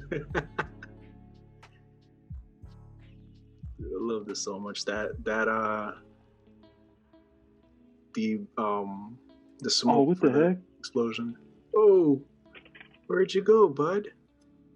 And he's I was gone. gonna be like, no, come back, come back. He turned off all the lights. He's like, hey, there's people watching me. He's like, So there he are caught people me. watching. He straight up caught us looking at him. He's like breaking all the walls, 4th, 5th, and 6th wall. Like, please. I've been waiting patiently this whole time. Go. So Anthony, what do you enjoy most about being an artist? Man, that's a good question. It's like a philosophical question. I guess it lends itself to a certain way of thinking. I guess I don't know. It's hard to explain, but I guess when you're an artist, you definitely, like we were talking about, perceiving the world different. Mm-hmm. I feel like really appreciative sometimes the way I perceive the world, or at least seeing what goes on in the world and being able to translate it onto some sort of visual representation for people to like. It's just really cool. I guess that's just the main thing that I'm trying to say is being able to literally just interpret the world, or just see something in your brain that you think is pretty cool or just very beautiful, and putting it out there for people to enjoy. And then, people do say they enjoy it. That's really satisfying. Right on. Yeah, that ability to be able to express yourself freely, right? Yeah, exactly. That's important for nowadays too. I mean, not a lot of people know what they necessarily want to do, or have a certain passion. And I feel like pretty lucky to have art, at least as a passion, as a hobby and stuff, and hopefully a career too soon. Oh yeah, look at your skills. We'll get there. Just work at it. Yeah, you got this. And as a segue is, what are you looking to as far as like career wise with art? What field, I guess I want to say? Mm-hmm. I've always definitely wanted to do concept art for either a studio, for a movie studio, or a gaming studio. Something like Naughty Dog, Rockstar Games. Right on. This is like some very big dreaming thinking, but yeah, definitely companies like that. Even if it wasn't a company like that, I would definitely still be happy to just do concept art and just be part of like a cool team or something like that. But definitely Marvel, DC, any movie studio. Definitely when it comes to more blockbuster films, to have concept art, the Marvel movies for sure. I just find that really interesting, and I love Andy Park. I think is one of the concept artists for Marvel, and I follow him on Instagram. He puts out some really awesome stuff. Yeah, he does. He's a big inspiration. Yeah. And Ryan. Yes, I would say definitely concept art, or maybe comic books. But yeah, those are probably the two I'd say. Have you had any stories as far as like comic book wise? Any independent stories that you wanted to tell? I've actually had a couple in mind in terms of, I guess, bullet points of what a story would be. but I never really tried to execute it, and I really need to. But I remember definitely writing down and jotting down some stuff and having some ideas, and I vaguely have the ideas still in my head, but I definitely need to, look back at them and figure out what they were, because it's been a while. Absolutely, man. It was like one of those shower thoughts. You were like, this would be a great. Yeah, those shower thoughts, car thoughts, toilet thoughts. Yeah, dude, I could definitely see your work as like one, absolutely concept art, but as a comic book, like you creating a world with what I see in your Instagram feed and kind of that metaphysical and geopolitical and surrealist kind of twist to it, bro. You would make like there's a story in your brain and it would make an amazing story, I think. Appreciate it, man. Yeah, there's definitely, I really gotta get started on that. I've been wanting to do that for sure. Oh, there's a signature. That's a good signature. Wow.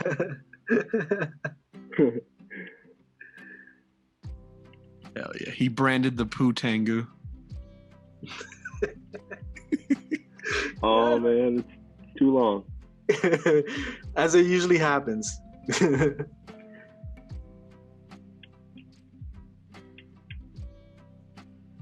But yeah, there you go. I like the emojis you guys chose for sure. Those are some fun ones. Hell yeah, let's go. The dude's on the toilet. He's having a new wave philosophy, new wave philosopher on the toilet. Really having a brain blast.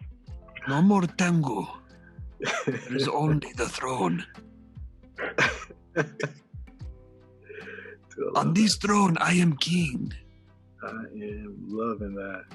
I love it so much. Look at him. Put on a shirt. I'll buy it. I'll be your first customer. He'll come to be like, you don't know Anthony's Poo Tengu, bro?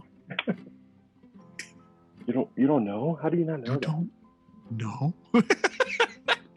Like I'll be super condescending and judgy towards them. I'll be the new Andy Warhol. Yeah. And this is his first critically acclaimed piece, the Poo Tengu. Exactly. The throne represents the ideas that can be, the poo represents the old ideas to be forgotten, and the brain blast represents the ideas from the aether coming to the Poo Tengu. Bro, that's like the start of a new religion. All hail the Poo Tengu. I love it. Look at his ass. Yes. That's what I love about like artists and their pictures. They're philosophers, but without words. Oh yeah, man. I love that. You draw them and be like, what do you think this means? And they're like, I don't know. I'm like, well, you'll figure it out one day. As for me, I'll see you on the fourth dimension. Goodbye. And it doesn't have to always be like that too. Like sometimes you can make like this, it could have deeper meaning, but it's also something that's fun. So artists shouldn't never be pressured to say something. Art is always freedom, and to be forced to have a message with art is the opposite of it. So it's great to have a message, but it's not a necessity to have a message. Yeah, like the Poo Tengu. Don't force it, just let it slide out. Yeah, dude is literally just, time off to take He's not straining. He's just taking some time out from real life to take a shit. That's it. He's not giving any messages. He's just taking a shit. That's all. He's not hurting anybody. I don't know. I feel like he's a hitman, and like he's on his break. Yeah, like his superpower is that if he takes a shit in someone's house, he can see the future of the events happening in that house, so he knows where all the bad guys are. There's your comic book. So he That's my comic book. There you go. He like infiltrates the place to just take a shit in their house so he can see them, and then he puts on the mask and he's like, "All right, go time." I'll make sure I'll give you a cut of the profits. I'll give you a cut of the profits. Yeah, give me my 20%, bro. Come on. I Damn, basically wrote it for you. 20%. Bro, how did you establish 20%? Yeah, I was gonna say like, damn, like did you draw the damn thing? No, you did not. Suing. I'll give you 50%. Oh, what? I'll give you 60%. You just give. You know what? 80%. Oh, I love it. All right, Mel. Are you ready for yours, dog? Oh, I forgot that I'm ready. Just, I'm ready. Boink. I'm ready. I'm ready. It's sent to you. You sent it over? You were ready. Oh, you son of... Oh,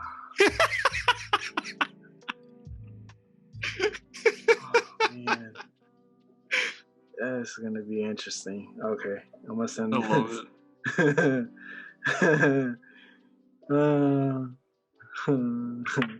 You gave me too much power, Mel. That was your downfall. The lesson will be learned. Too much power. Too much power. This is why I give you guys a chance to speak. This is why I give you options. Are you you're doing the one you just sent right now? Yeah, I have to do, what is it? The money, mouth, Money, clown, and lips. This makes no sense at all. I thought of something when I saw it,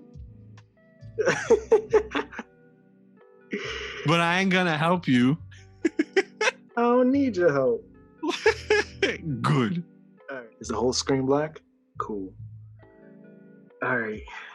So we're doing the lips, the clown, and the mouth, money mouth. Shit, man.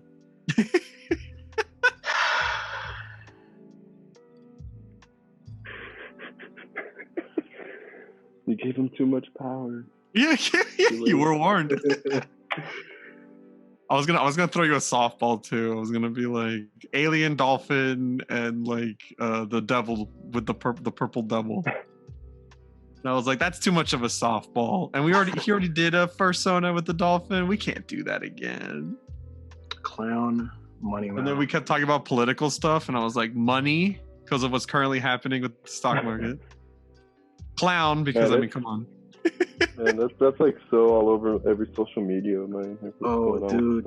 Thank you. You guys keep talking. Keep talking about that stuff. You're just gonna give me some ideas. Oh no, we accidentally bailing you out? Yeah, oh, no. yeah. Oh, you get just another keyword, bailing out. Thank you. Bail out. Trigger words, bail out. Giving me more? Just more? All right, cool. All right. Get angry with it, Mel. Get angry with it. Show me your passion. Do like a hedge fund manager in clown makeup or something.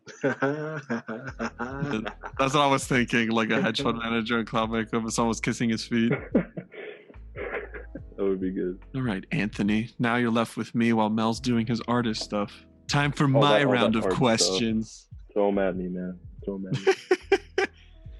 Did we already ask you about your background in art? Like, did you go to art school? Yeah, I kind of briefly touched on it, but I'm self-taught, but I never went to more than, I would say, like 3 to 4 art classes my whole life.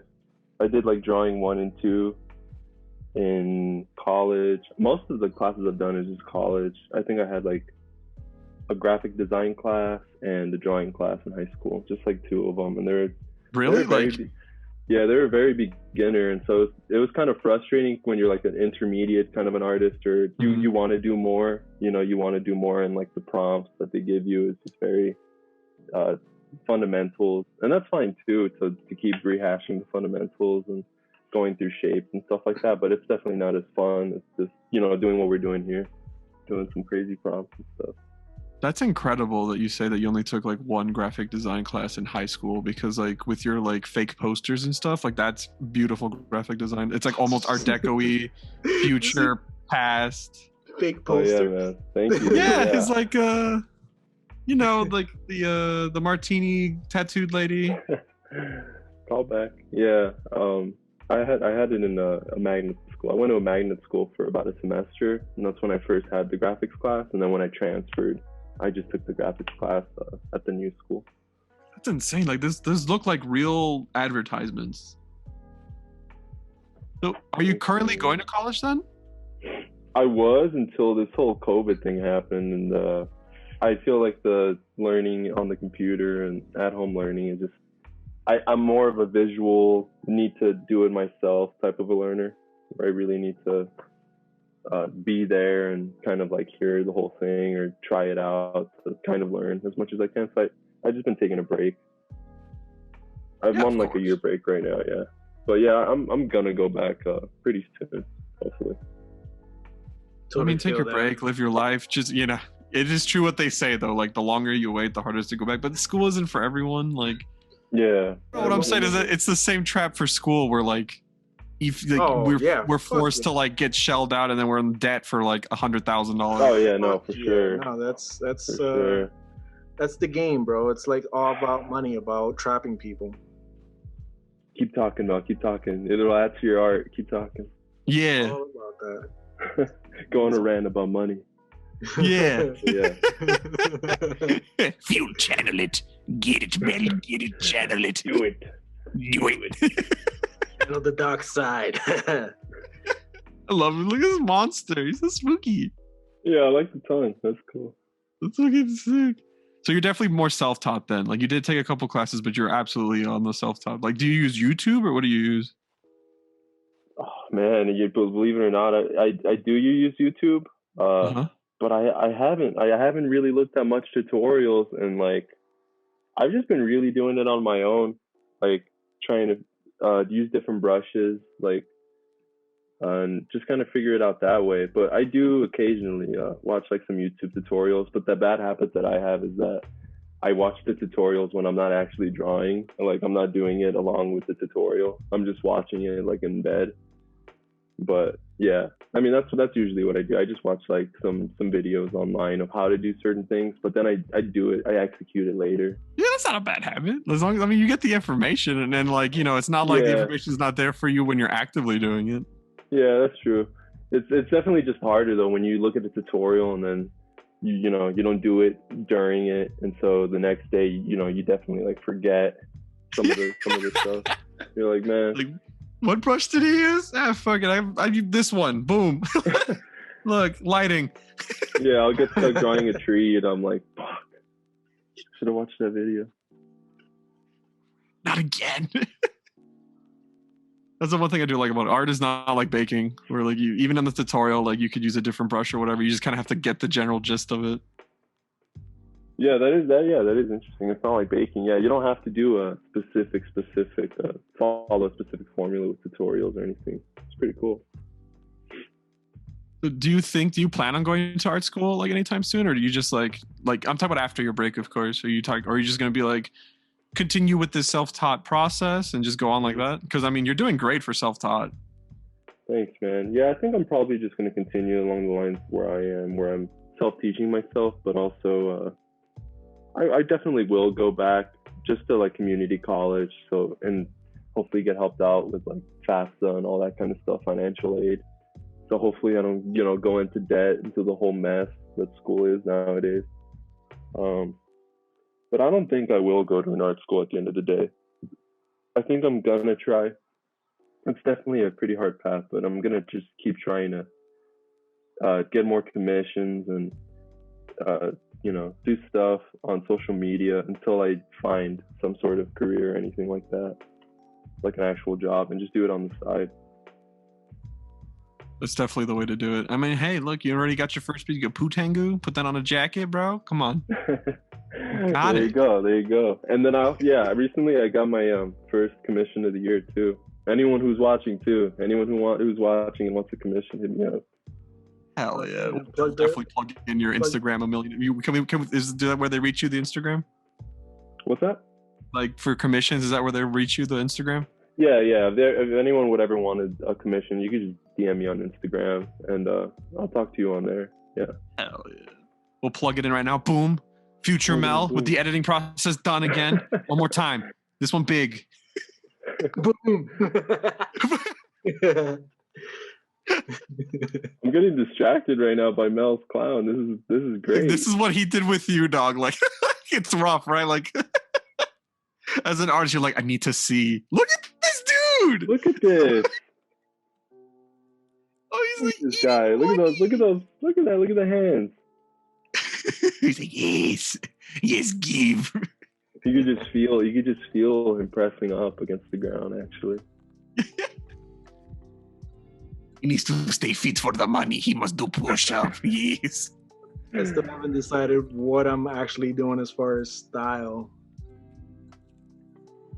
Like, not style, but how I'm gonna do this shit. Because I'm like, this is definitely just concept right now.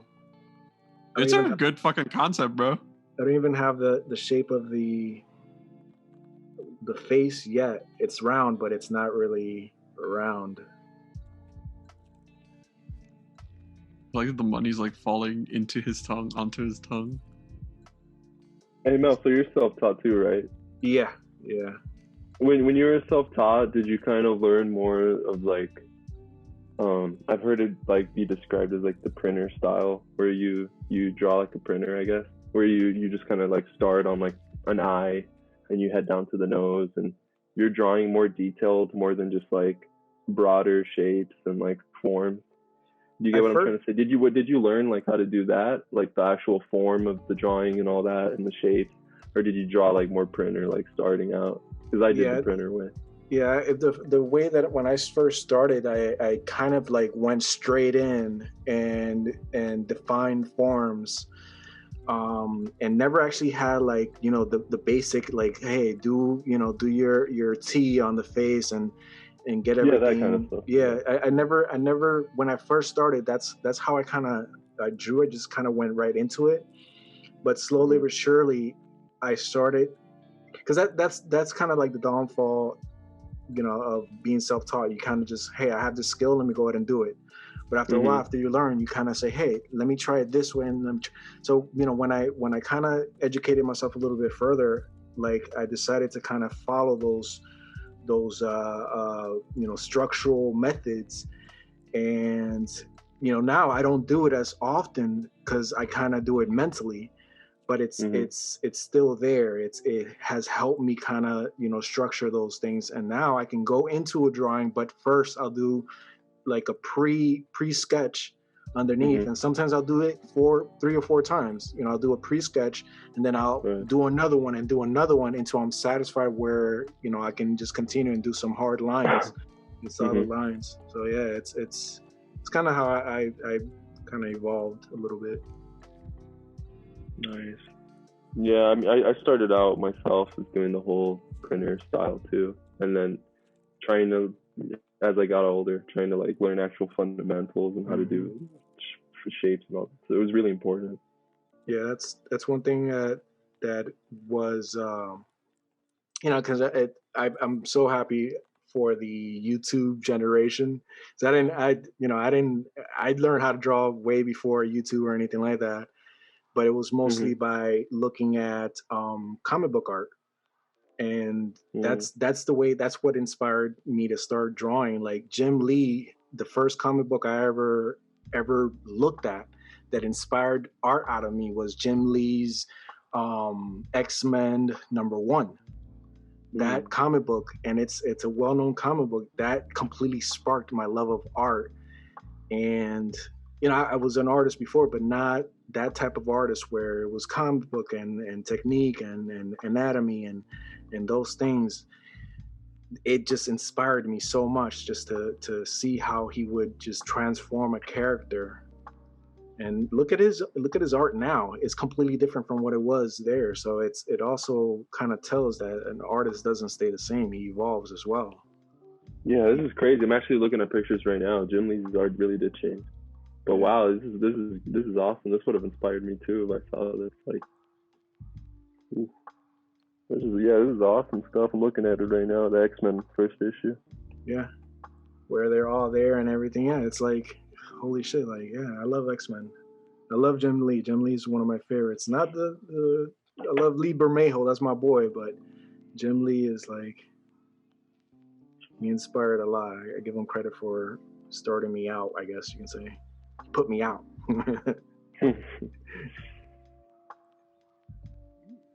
I'm also looking at the Jim Lee stuff. I'm looking at while you're at it, look up Mike Turner. Mike Turner. Dang, look at his nose. Look at that nose shine on this clown. I like this. This is good. My favorite part. I love like looking down at something. I'm like, Jim Lee stuff. Oh wow, yeah. I understand what you're saying. I look up and I'm like, what the? Ooh. The piece has changed. It's evolved. Oh, look at this Lobo. What the fuck? Holy shit. So now he's very like ink and line heavy. Black and white. Who, Super Jim Lee? detail. Yeah. Jim I mean, his Lee's- earlier stuff was detailed, but now it's like hyper detail. Bro, yeah, that's the thing. He it's like he's more confident in a way. It's weird. Like you would think as a comic book artist, like traditional comic book artist, old school, he would have been confident back in those days. But now when you look at his work and how he just you can see where he's like he puts like what is it called? He just like goes for it. He says, fuck it, let me try this, you know? And you can see it in his work. Like there's a not a carelessness, but a like let me A experiment. confidence. Yeah, confidence. I guess. Yeah, that's perfect. It's a confidence in his work where he'll try things. I love that he still draws with like the classic comic book style where like they do shadows. It's not just a shadow, it's like a bunch of little scratches. Yeah. And like that's the shadow. Oh yeah, I love that. It gives it like a texture, right? It gives it like an almost mesh kind of feel to it, but like a fabric-y feel to it. Textures are so hard. Yeah, textures are so hard to do digitally painting. Like at least for me, because I've gotten so used to using watercolor brushes, and that isn't always the best to do textures. I'm loving the highlight right here on the edge. It's so clean. You could kind of see like the brow, like the roundness of the brow. Right here. And all that. That's clean. Yeah. Yeah. The I don't know if you know him. What's his name? Inkyuk Lee, I think his name is. He does. I'll send you his link real quick because he does like YouTube, like speed paintings, speed drawings, and he does these hard like highlights. And they've inspired me to, because sometimes you know I get at least kind of like afraid of doing a highlight because it's not. Damn, I don't know how to spell his name. Yeah, ink yuck? Is that what you said? Yeah, it's Inkyuk, some shit like that. INKYUCK, ink yuck? No, I didn't spell his name. Hold on. Oh, there it is. Yeah, no. Yeah, that's his name. Inkyuk Lee. Hold on, I'm gonna send it to you right now. Cool.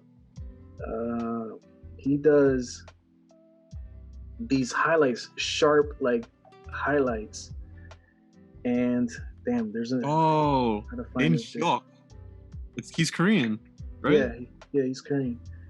Oh my god, this art. I'm trying to find a specific one, but when he's doing his holy shit, his YouTube stuff, there's one strategy that he does that he just like he takes the edge. You can see it in the Superman one on Superman's leg. You can see how deep that highlight is, and on his chest, and on the shoulders of Superboy. You can see how bright that highlight is. That the red is gone. So that kind of inspired me to like, you know what? Let me take my highlights deeper, because it works, and that is how light works. Sometimes if it's bright enough, it does eat up that color. Yeah. So that's where you take from another artist and you learn. That's how I used to learn before YouTube or anything like that. I used to look at pictures, zoom in, look at how something is shaped or what it looks like, and then I would try it. You know, and if there was no YouTube, nothing like that, it's just fucking observations. Trial and error, yeah. Yeah, exactly. So for you, it was more like a puzzle that needed to be solved, right? Yeah, exactly right. It's like how did he get there? And it's just push it, and solving the ultimate mystery, solving a code. Yeah, artistic mystery right there. There's another Tafu. He's a comic book artist. This brush that I'm using right now is inspired by him. This is coming out really good. I gotta see how his tongue comes out and everything. Yeah, I know, right? I'm terrified of the tongue. So Anthony, Yes. what do you define as success for an artist? Why are you laughing? This got so dramatic so quickly. So how would I define success as an artist? Yeah, for yourself, of course. I think for myself, what I define, like, if I looked back and I'm like, you know what, I made it out successful, is if I could just pay the bills and literally do art for a living, but also, like, you know, have some fun. I mean, you just not be on the, not be broke, but, you know, have a good time and be able to sustain your living in the real world, in the real material world, enough that you're able to really, like, go deep into art and really enjoy it, you know? So it's kind of like the whole Maslow's hierarchy of needs. Like, I feel like as an artist, you gotta have a decent foundation so that you're able to really, really enjoy the passion like you would want to, I guess. So I guess success for me is just being happy doing art, but also just making a living. It doesn't have to be, you know, I don't have to be like a really big famous person or the famous artist or anything like that in my eyes. I would just want to, like, you know, just have a career in art. That's a good success. Yeah. So you're comfortable, like you don't have extravagant amount of money, but like you have decent enough and you still doing art as a job. Yeah, just to be comfortable enough and just be doing art and enjoying it and stuff. So yeah. That's a really good success, honestly. That's a really good thing to shoot for too. Yeah. Yeah, especially because, like, what were you saying about? No, I was gonna say it's you know, not let art become a job. Yeah, that's I guess that's a good way to put it too. And like I couldn't figure out the words to say it, but that's one of the things where I don't want to turn it into, you know. Yeah, you don't want to be like, oh, I have to draw today. Yeah, I definitely wanted to keep being a passion and be like, wow, you know, that was killing it right now. I know, right? I can't stop looking at his clown. I'm being distracted. I also clicked this one because I love clowns. I love clowns so much. I love scary clowns. I love funny clowns. I just love them in all shapes and forms. You are a strange creature, sir. Why? Clowns are terrifying. You don't see this motherfucker, how scary he is? I'm terrified that I'm drawing him. I'm setting myself up for nightmares tonight. I mean, like, honestly, the best clowns are the scary ones. Like, look at It, Joker, Sweet Tooth from Twisted Metal. Oh, Sweet Tooth. I love him. Yeah, Sweet Tooth is a good clown. The best clowns are the scary ones. There's just something about it. Like, it's I guess it's the irony that I love too, because like you're supposed to be this like being of comedy and, you know, for children, and like, look at you. What is that? Look at you. You're like, look at you. Yeah. No, that's true, man. Clowns, they're a little confusing. Right? People either love them or they get freaked out by them. Oh yeah, I know a lot of people that like. I have this It shirt I got from Hot Topic years ago, and it's the Tim Curry It. Ooh, The Pennywise. yeah. Tim Curry's Pennywise. I don't know why he's more and terrifying. Just his face, and it's just like, Aren't you gonna say hello, Georgie? and I showed up at my friend's house and I completely forgot she's deathly afraid of clowns, and I haven't seen her in a while. So she hugs me, we talk, and we're talking at the table, just like, you know, shooting the shit, how you been, and one, she just randomly gets up and runs. And I'm like sitting there like, what the fuck just happened? I'm like, is there a bug? Like, what's going on? I look down, I'm like, oh, I'm wearing the clown shirt. Terrify the hell out of her. See? Yeah, dude, I completely forgot, bro. I forget that people are afraid of them because, like, they're just interesting. Honestly, there's something about Tim Curry's Pennywise that's a little bit creepier to me. Yeah. Than the new one. Yeah, because like the new one's like he's a monster. Like, we get He's it. just straight up a monster at this point, yeah. Masked But, off, like, just he's a monster. Exactly. And then the Tim Curry one, it's like he's like a bro that's just like fucking with you and then randomly turns into a monster. Yeah, some dude in the sewer gutter, he's just hanging out. Like, making weird jokes until his teeth come out and you're like, oh. So that's how this is going, huh? Yeah.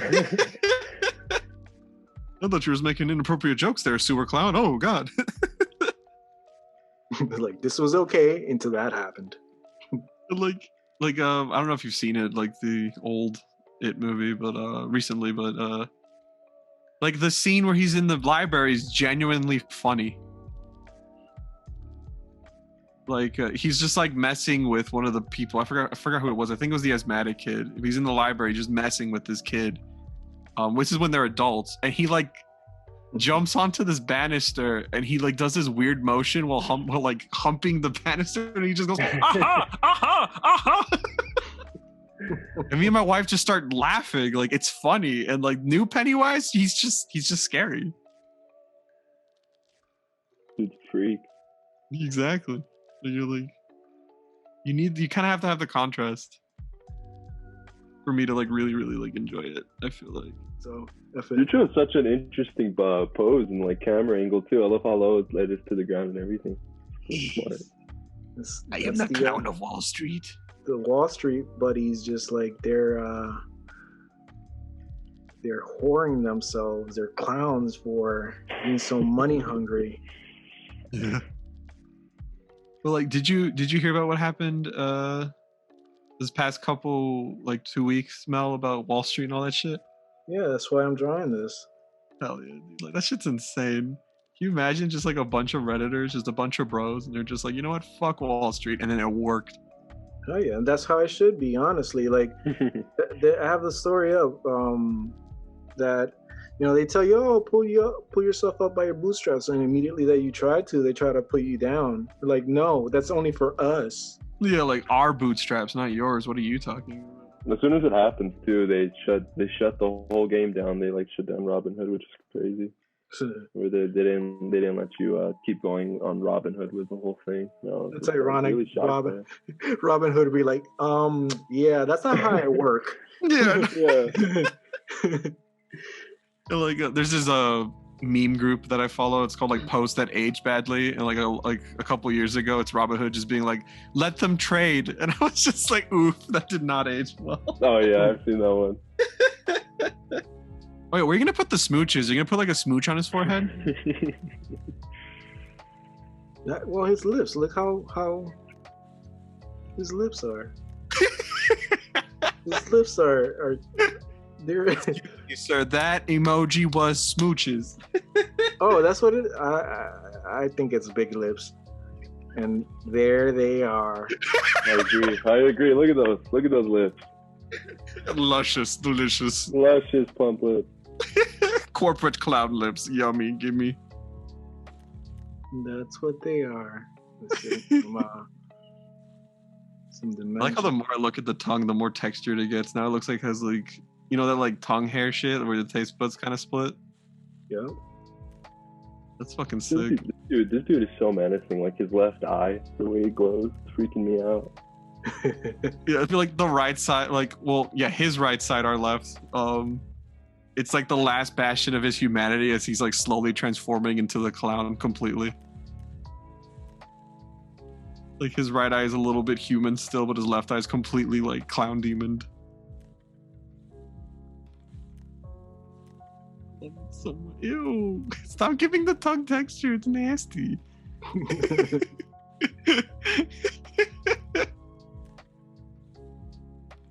So Anthony, what other aspects of art are you gonna try to branch into now, or like, are you interested in any other aspects of art that you want to branch into? Oh, like music or anything like that. Music, or like maybe a completely different art form. So like instead of drawing, or go into like painting. I do photography every once in a while for fun. So that's one of the things that I love doing. And then videos too. I make some videos with my friends. Not any like YouTube videos or anything, but just like little I guess like sketches or just like kind of camera tests or something, like a quick 5-minute storyline type video, like a crime or something like that. Just stuff like that to play around with cinematography, because another thing that I love other than music that's like a muse for my art is movies. Yeah, it definitely makes sense. You have a lot of movie references. You have like The Joker, Clockwork Orange. Let me look it up. Yeah, I love movies. I've been wanting to do one for Apocalypse Now too, because Apocalypse Now is probably my favorite. Oh, are you gonna do the Marlon Brando bunker scene? What are you gonna do? Ooh, Dude, He's like all red. I've been wanting to do a really cool Kurtz piece from Apocalypse Now. Sure. But dude, that would be sick. But yeah, I mean, if anything else, probably just movies or something like that. I did used to want to be a cinematographer before I started taking art more seriously. There's a beauty to it. Yeah. Like the colors and it's such a art form just to capture, you know, the emotions just based on what's on screen, you know, like that's such a dope. Even telling the story through like composition, like where characters are placed and everything, and the way your eye sees them, and some certain angles of cameras that could bring you closer to the character and make you feel tense, or rotating the camera a little bit will make you feel a little bit more uneasy. Yep. Stuff like that's really interesting. And it also translates to art too, because you could just, you know, you kind of picture yourself being the cinematographer, being like, how am I going to set this up? Where's the camera going to be? Well, that probably changed the way you look at movies then, right? Yeah. Because now you're wondering, like, how do they do that? Like, how can I incorporate it into my shots? Especially with Blade Runner. Oh yeah, Blade Runner. Especially the new one. The new one has these like beautiful, like big shots.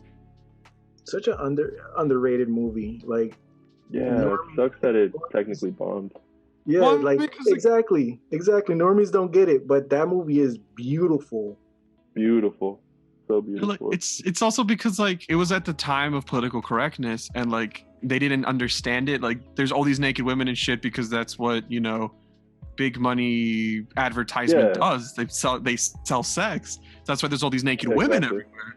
But they're just like, oh, you're like undermining women. I'm like, but that's the point. Like, that's real life. Yeah, that's even with the Joy Bot, where it was like everything you want to hear, everything you want to see. It's like tailor made to the person who buys it and everything. Exactly. Like my wife hated that movie. She loves the original Blade Runner, but she hated that one because of that. And I was like, no, you're missing the point. Like that's the point. Like it's gonna get to that point eventually because corporations are like that. Like they're gonna undermine women completely. Like unless we do something. That's why they're naked everywhere and shit. It's crazy what that movie was showing. The future potentially looking like. It was crazy. But I could see it happening. A lot of it, the way everyone was stacked up on top of each other in LA. Oh, absolutely.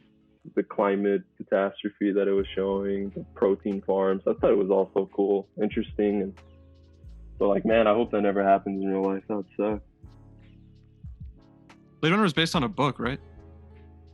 Yeah, I think it's based off like Do Androids Count Electric Sheep or something like that. Yeah, Do Android Dream of Electric Sheep. Yeah. What's his name? Damn, I know the writer. I think it was Philip K. Dick. I thought it was Asimov. No, I'm sorry, Asimov. He's the one that did the robotic thing, right? Yeah, the laws of robotics.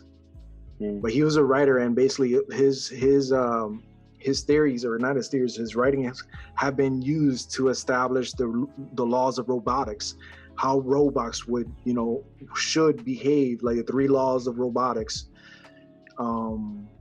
Yeah, I don't know. My contribution to that whole conversation doesn't matter because it's poignant, like. But yeah, it was Philip K. Dick who would Do Androids Dream of Electric Sheep. But I know that like my friend's a huge Blade Runner buff, and like in the Blade Runner universe, there's like no real animals. Yeah. They're all synthetic, like fake animals. And I guess they kind of do mention it, where if you do have one, you have to be like the wealthiest person ever. Yeah, like you have one of the last animals. Yeah. What are the rules of? I'm trying to remember the laws of robotics. Shout out to Blade Runner 2049 though for incorporating Vegas in it. I thought it was really cool when they went to Vegas, when it was all orange. Yeah, it was just like a desert and it was just all orange.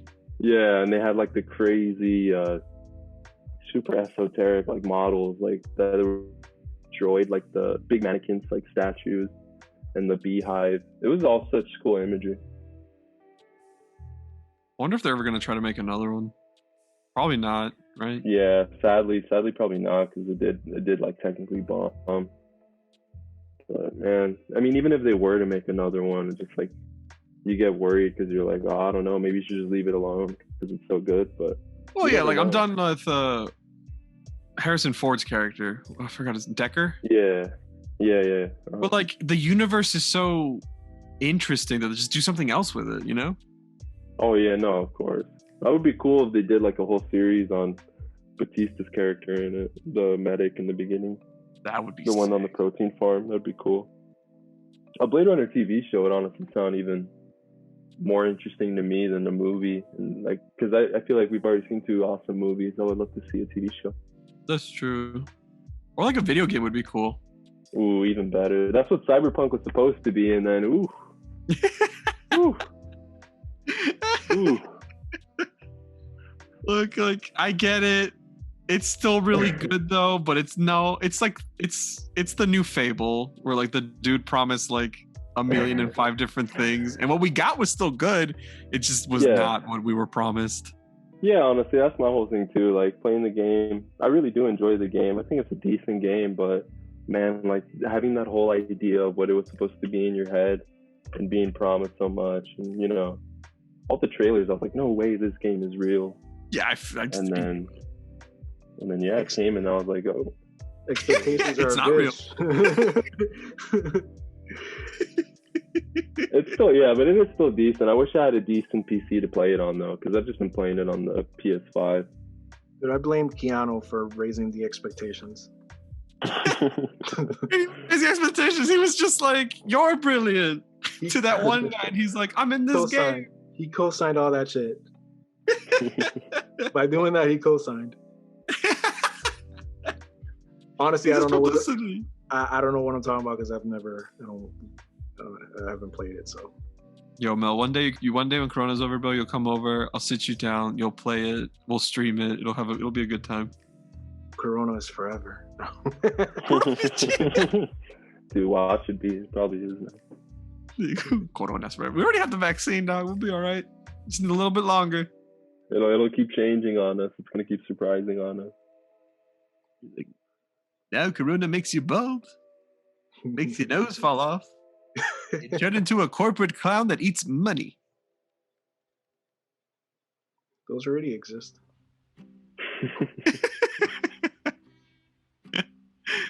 Damn, look at this hand.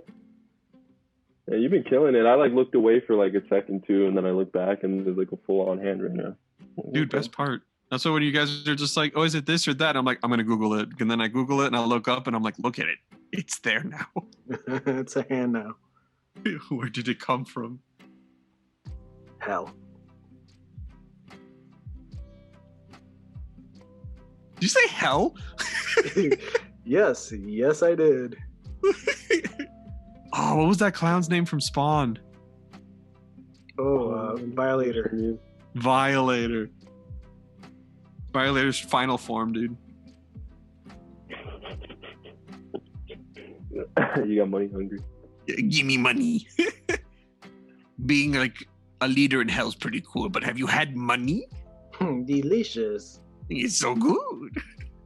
You can taste the sin with every bill. I hope I have the hands right. Oh yeah, okay. The thumbs go like, here. like flip flop thumbs or something. Yeah, I've done that shit before, like with toes. Like they're on the wrong side. Like, all right, I guess that's how toes work now. Nah, dude, just lean into the pretentiousness of it and just be like, no, the feet are different because they symbolize how he is not man and he walks against us. This is how it works. Trust me. He's so scary. Crazy what you can do with just black and white. It's time for another question. Today's a very dramatic podcast. I'm not uncomfortable. You're uncomfortable. Oh, listen, do I have a dramatic voice? Yeah, it gets hella dramatic when you're gonna ask a question. It feels like you're gonna ask me about, like, have you had sexual relations lately? Have you had sexual relations? Like, shit. I did not have sexual relations. I feel like that's the bit for this episode. I'm just gonna make it like super dramatic and be like, Anthony, you have exactly 5 seconds to answer this question or something will happen. Oh no, now I forgot the question. Who's asking? Depends on who's asking. Oh, here we go. I found it again. Anthony. Beautiful, sweet boy, Anthony. Oh, that's creepy as fuck. Yes. How do you deal with adversity? Like rejection or artist block? I just cry. I cry at night. I cry at night until it goes away. I cry in those sad boy hours. Let's go. Sad boy hours, real sad boy hours. But what do I do with like art block and stuff? Yeah, like what do you do? Like art block, or like, you know, if you send a commission and they reject it, like how do you cope with it? How do you do with it?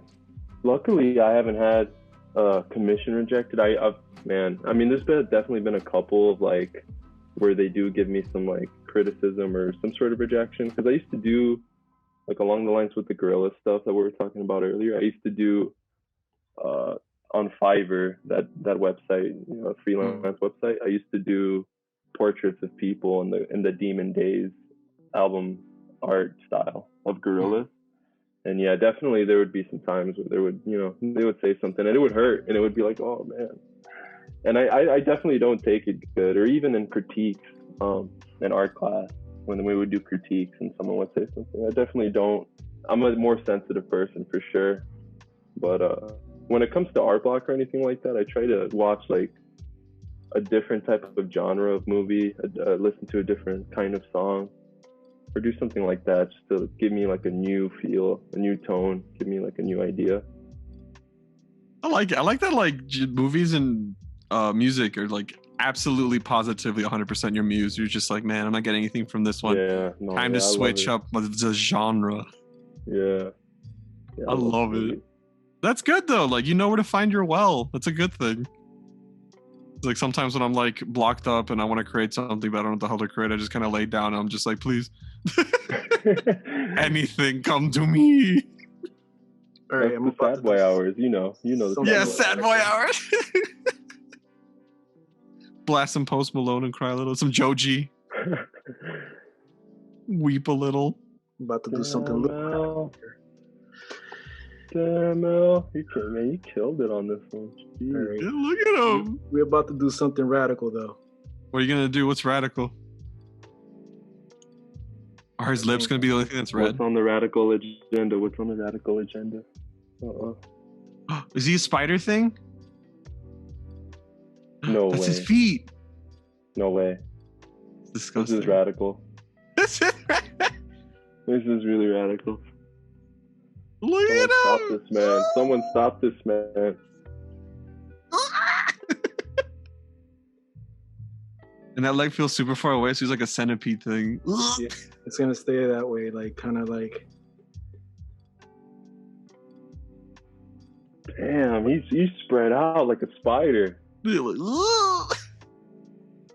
Yo, imagine you open the door and like you drop $1, and then this thing just like scuttles from under your couch and eats it. You just see the tongue first, man. You would just see the tongue first on the dollar bill, and you'd be like, "What the fuck?" Thank you for your contribution. And then he just like scuttles back real slow, and you're like, oh. Do I call an exterminator? Who do I call?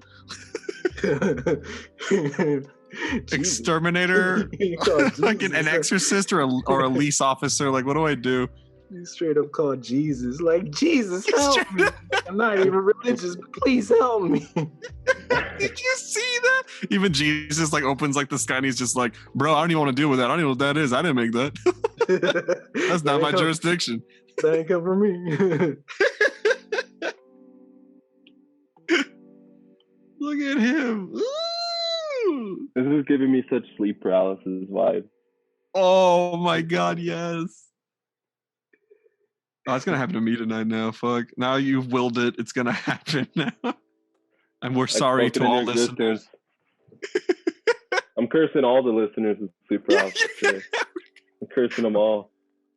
All of them. And you're gonna. This is what you're gonna see too. This is what you're gonna see. You're gonna see Mel's clown. I love the episode with the Charlatan secrets. The only issue is that now every time I close my eyes, I see that stupid fucking clown. I'm cursed forever, and I'm suing. Love the work you guys are doing, though. Any publicity is good publicity. Bring it on. Yo, we would blow up. They're just like, watching this podcast leads to a sleep paralysis clown to scuttle from under thine bed and eat your money. More news at 7. Like, that would be sick.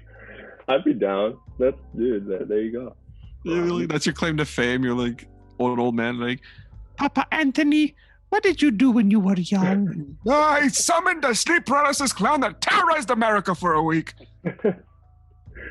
At least America. That's keeping it realistic. I at least want to terrorize America. At least, as a matter of fact, because I mentioned him, And you look directly at like the fourth wall screen. he'll be under your bed tonight.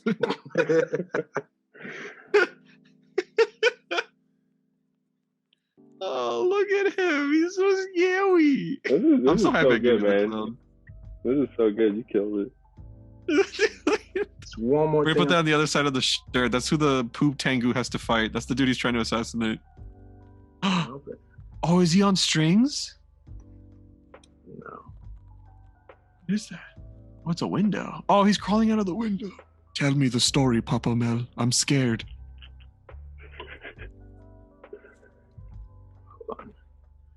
Dude, All right, background I'm gonna intimidating. cheat. I'm gonna cheat a little bit here. What, do you have a window brush? No, man. What? You have a braid brush? Don't want me. I don't know what brushes you got, wizard. What even is that? Like a window brush?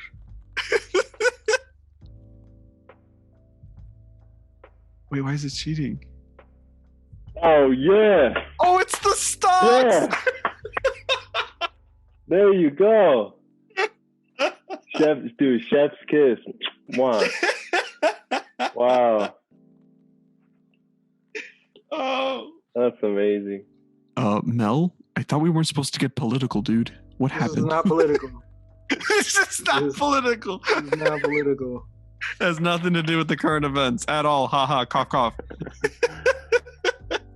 Yes. Yeah, rise it up. Ooh. Money. Oh damn, that's a dip. No, that's good. That's a good dip. They're short selling or shorting. Hasn't January felt like the longest month ever? I feel like this has been like the longest freaking month. January's been the 2020 of this year. Yeah. All right, one more, because there's always a blue one. Yeah, what's the blue line? Another one. The blue line is. The blue line represents what the common man can make. Oh, Oh! we're A victory rich. for the working class. Working Oh, class. it's gone. Working class. Oh, working class. Working class. Oh. Oh.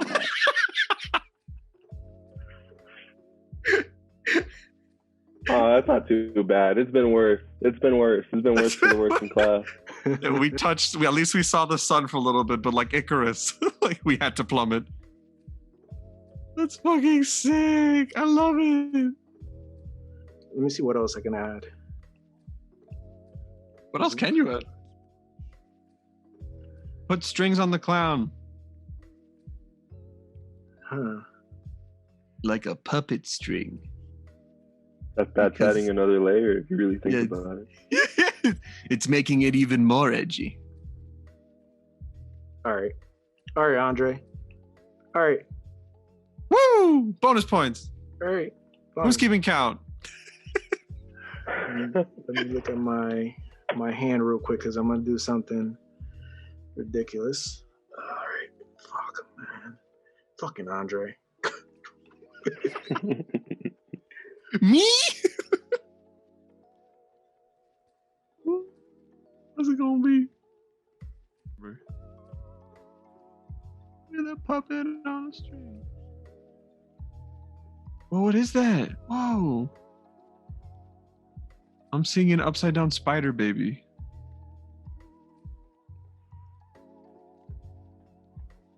just looked at my hand for reference, so it's not. Oh, it's a big hand. That's spooky. How the hell did you do that? I just looked at my hand.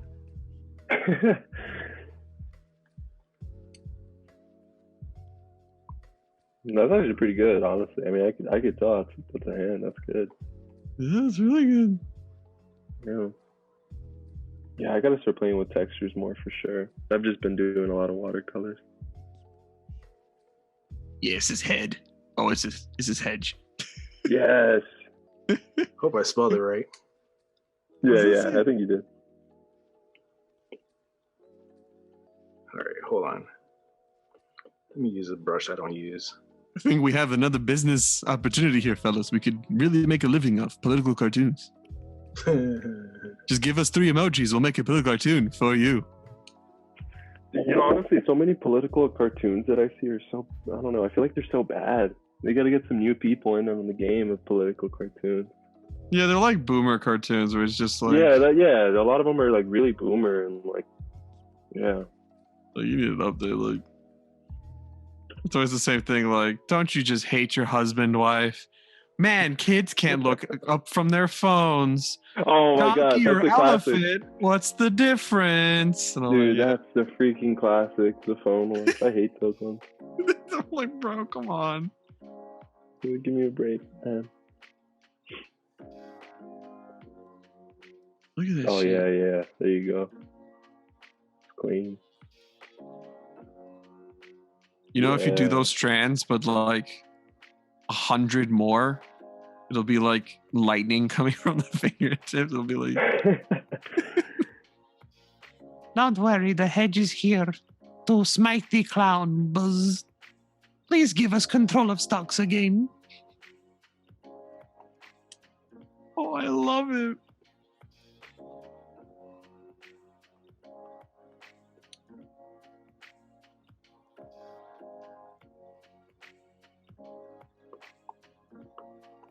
I just noticed something. Right behind his head, he has an absolute fucking dumpster truck of an ass. I'm glad you fucking realize that.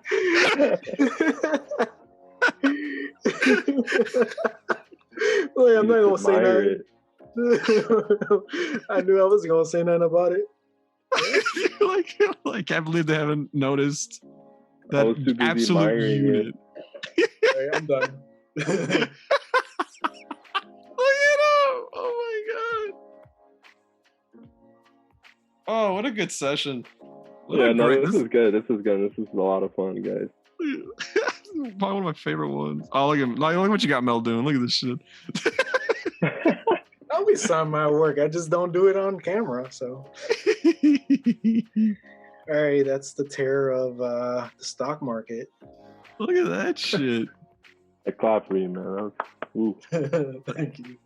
3 emotes. That was a creative one too. That was a creative prop, man.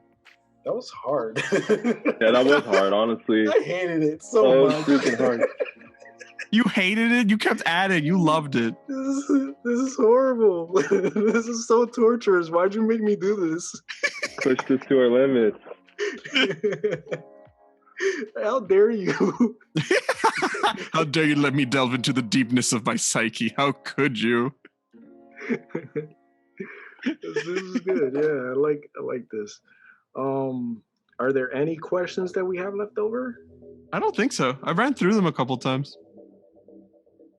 Oh, Let's see. yeah. As far as prints or anything like that, Anthony, do you have any prints, commissions? Where can people reach you for that stuff?